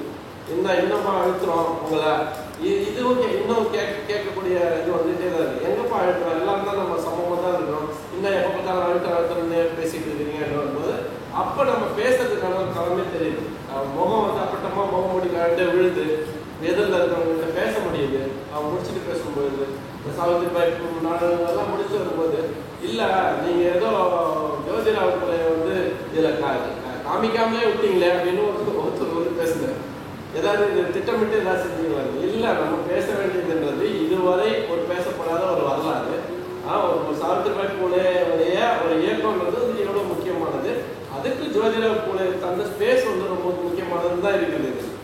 நம்ம வந்து ஜோதிராவ் பூலாவை வந்து மறைக்கணுன்றதுக்கெல்லாம் கிடையாது. அப்போ டெக்ஸ்ட்டை புரிஞ்சுக்கிறதுக்கும் இப்போ இவங்களுடைய கவனம் எங்கவா இருக்கு அப்படின்னு இந்த இதை வந்து தெரிஞ்சுக்கிறது என்னன்னா நம்ம பார்வையாளர்களை புரிஞ்சுக்கிறோம். இந்த சமூகம் என்னவா ஒரு வரலாறையோ இல்லை நம்மளோட உழைப்பையோ அல்லது இந்த பிரச்சனையோ எப்படி பார்க்குதுன்றதே புரிஞ்சுக்க முடியுது. அடுத்த வேலைக்கு அது உதவுது. அப்போ இது வெளிகள் வந்து இன்னும் இதுவாக தான் ஆகுது. நீங்கள் கேட்டதையும் இதில் கனெக்ட் பண்ண முடியுது. அன்னைக்கு அந்த பிரதிகள் எல்லாம் தேவையின் பொருட்டு உடனே எழுது. எல்லாமே பிரச்சனையோட மையம் தான். பிரபஞ்சன் வந்து ஏன் முட்டை எழுதுறாருன்னா முட்டை வேற ஏதோ ஒரு முட்டை மாதிரி இருக்கும். ஆனால் அதே பத்னியோடைய பிரச்சனை தான் அங்கேயும் நடந்தது. போலீஸ் ஸ்டேஷனுக்கு போயிருப்போம், போலீஸ் ஸ்டேஷனுக்குள்ள கற்பழிப்பு நடக்கும், அங்கதான் வந்து முடியும். அப்போ அப்படியே போயிட்டு வந்து இங்கே தான் வந்து முடியும். அப்போ எல்லாமே அந்த காலத்துக்குள்ள டக்குன்னு எழுந்த பிரதிகள். அப்போ நம்ம இப்போ செய்ய வேண்டியது அப்படின்னு நினைச்சா அந்த பிரதிகளை செய்யறது ஒரு வகை அப்படின்னா இன்றைக்கு தேவையான ஒரு பிரதிகளை உருவாக்குறது அப்படின்றது தான் இன்னொரு வகையா இருக்கும். ரெண்டுமே முக்கியம், அது செஞ்சு பார்க்கறது அப்படின்றது. இன்னொன்று வந்து நம்ம காலத்துக்கான பிரதியை உருவாக்குறது அப்படின்றது. அது நாம யாரு அப்படிங்கிறது முதல்ல நமக்கு தெரியணும்ல. அந்த வரலாறு தெரியாம இப்ப நம்ம எங்க இருந்துக்கிறோம் இப்ப எங்க இருக்கிறோம் அப்படிங்கிற அந்த டிஃபரன்சியேஷன் தெரிஞ்சுன்னா இன்னும் வேகமா வந்து செயல்பட முடியும் அப்படிங்கிற ஒரு கண்ணம் தான் நான் நினைக்கிறேன். நமக்கான இடம் வந்து ஒன்று இருந்துருக்குது, நம்ம அதை இறந்துட்டோம் நமக்கு புரியும்ல. அந்த மையப்படுத்தப்பட்ட நாடகங்கள் நாடக எழுதுகள் வரணும் இல்லை. அது நம்ம வந்து திரும்ப இந்த மாதிரியான சந்தர்ப்பங்களை நம்ம இதை காரணமாக வச்சுக்கிட்டு இன்னும் ரீடிங்காகவே போகலாம். திரும்ப கொண்டு வந்து சும்மா ஒரு இம்ப்ரூவைசேஷன் மாதிரி தொடங்கி பார்க்கலாம். அப்போ இது வந்து என்னன்னா இப்போ அவங்க சொன்ன மாதிரியே ஈஸியாக கனெக்ட் பண்ண முடியுது அப்படின்னா எல்லாத்தோடையும் நாங்கள் சம்மந்தப்பட்டதாக இருக்கோம். அந்த அந்த காலம் வந்து எல்லா பிரதிகளோடையும் எங்கேயோ வகையில் டச்சில் இருந்துகிட்டே இருக்கும். அழகியல் இது வரும்போது கூட அந்த மொழி நாடகம்லாம் அப்போ பெரிய பண்டித மரபுக்குள்ள ஒரு பண்டித ஒரு குல மரபுக்குள்ள தான் அந்த சொல் விளையாட்டு வரும் அப்படின்றத அப்படியே பிரேக் பண்ணார். அவ்வளவு ஒரு கவிதை நடையில அந்த பிளே இருக்கும் அப்படின்றத வந்து எல்லாருமே எனக்கு சில விஷயமா சொன்னாங்க. அது ரொம்ப ஷார்ட் பிளே தான். ஆனா அந்த கவிதை நடைய ஒரு தலித்துடைய ஒரு இதுல இருந்து வெளியில வரும் அப்படின்றதையும் அந்த அந்த இவ்வளவு பொய்டிக்கா வந்து நீங்க உருவ கவிஞர் அது இதெல்லாம் நம்ம சொல்லிட்டு இருந்தா கூட ஆனா பிரச்சனையை வந்து அவர் கனெக்ட் பண்ணிருக்கிறாருன்றது மிக முக்கியமானதா இருக்கும். அப்ப ஏஸ்தட்டிக்ன்றது வந்து அதுக்குள்ளே இருக்கிறது. அப்ப இதுதான் நம்ம அந்த பொருள் தான், பொருண்மை தான், கண்டென்ட்டும் அந்த அந்த இதுவும் தான், சப்டெக்ஸ்டும் தான் அதை தேடி எடுக்க வேண்டியது. அது அதுல நம்ம இந்த மாதிரியான சந்தர்ப்பங்களை இது கிடைக்கல அப்படின்றது தான் நமக்கு பிரச்சனை. இப்போ என்னன்னா ஏற்கனவே ஒரு அகாடமிக்கலுக்குள்ள இருந்தவங்களுக்கு அறிஞ்சது இதில் பாடமாக இருக்கும், இல்லைன்னா ஏதாவது ப்ரொடக்ஷன் எக்ஸ்பீரியன்ஸ் இருக்கும். ஆனால் இப்படி இது மாதிரியான சிறு சிறு புது செயல்பாடுகளுக்குள்ள நடிகர்களுக்கு இவ்வளோ வரலாற்று பின்புலங்களோடு இருக்கும்பொழுது நம்ம எந்த டெக்ஸ்டுக்குள்ளே வேலை செய்யும் பொழுதும் அது வந்து இப்படி ஒரு பெரிய வரலாற்றுக்குள்ளால இருந்து இப்போ நமக்கு தேவை என்னவா இருக்கு, நம்ம எதை நோக்கி செயல்படணும் அப்படின்றது இன்னும் உத்வேகமும் கிடைக்கும் அப்படின்றதுக்காக தான் நம்ம இது வைக்கிறோம். அந்த வகையில் ரொம்ப சந்தோஷம் தான், ரொம்ப நிறைவான இதுதான். இது எல்லா காலத்திலையும் நடக்கக்கூடியது தான். எண்ணிக்கை குறைவாக இருந்தாலும் ஆனால் விளைவு வந்து கரெக்டாக ஷார்ப்பாக இருக்கிறது அப்படின்றது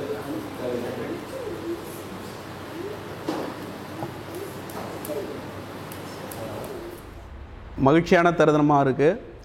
ஒரு முக்கியமான இன்றைக்கி மேல் பாதியில் கோயிலுக்குள்ளே விட மாட்டுறாங்க. தலித்திய பிரச்சனைகள் வந்து நிறையா இருக்குது. எல்லா இடத்துலையுமே வந்து தண்டிக்கப்படுதல், ரொம்ப அவலங்கள் வந்து தலித்துக்கான கொடுமைகள் வந்து பெருகி கொண்டே இருக்குது. இந்த சூழ்நிலையில் இந்த கட்டுரையும் அதை சார்ந்த விவாதத்துக்குள்ளும் நம்ம போகிற இருக்கிறோம். இப்படிப்பட்ட ஒரு வாய்ப்பை கொடுத்த யாழ் நாடக அரங்கம் ஆய்வு மையம் மற்றும் தோழர் கோபிக்கு வந்து நெஞ்சார்ந்த நன்றிகளை தெரிவிப்பதோடு அவருக்கு என்னுடைய நினைவு பரிசாக அந்த புத்தகத்தை கொடுக்க விரும்புகிறேன். ரொம்ப நன்றி.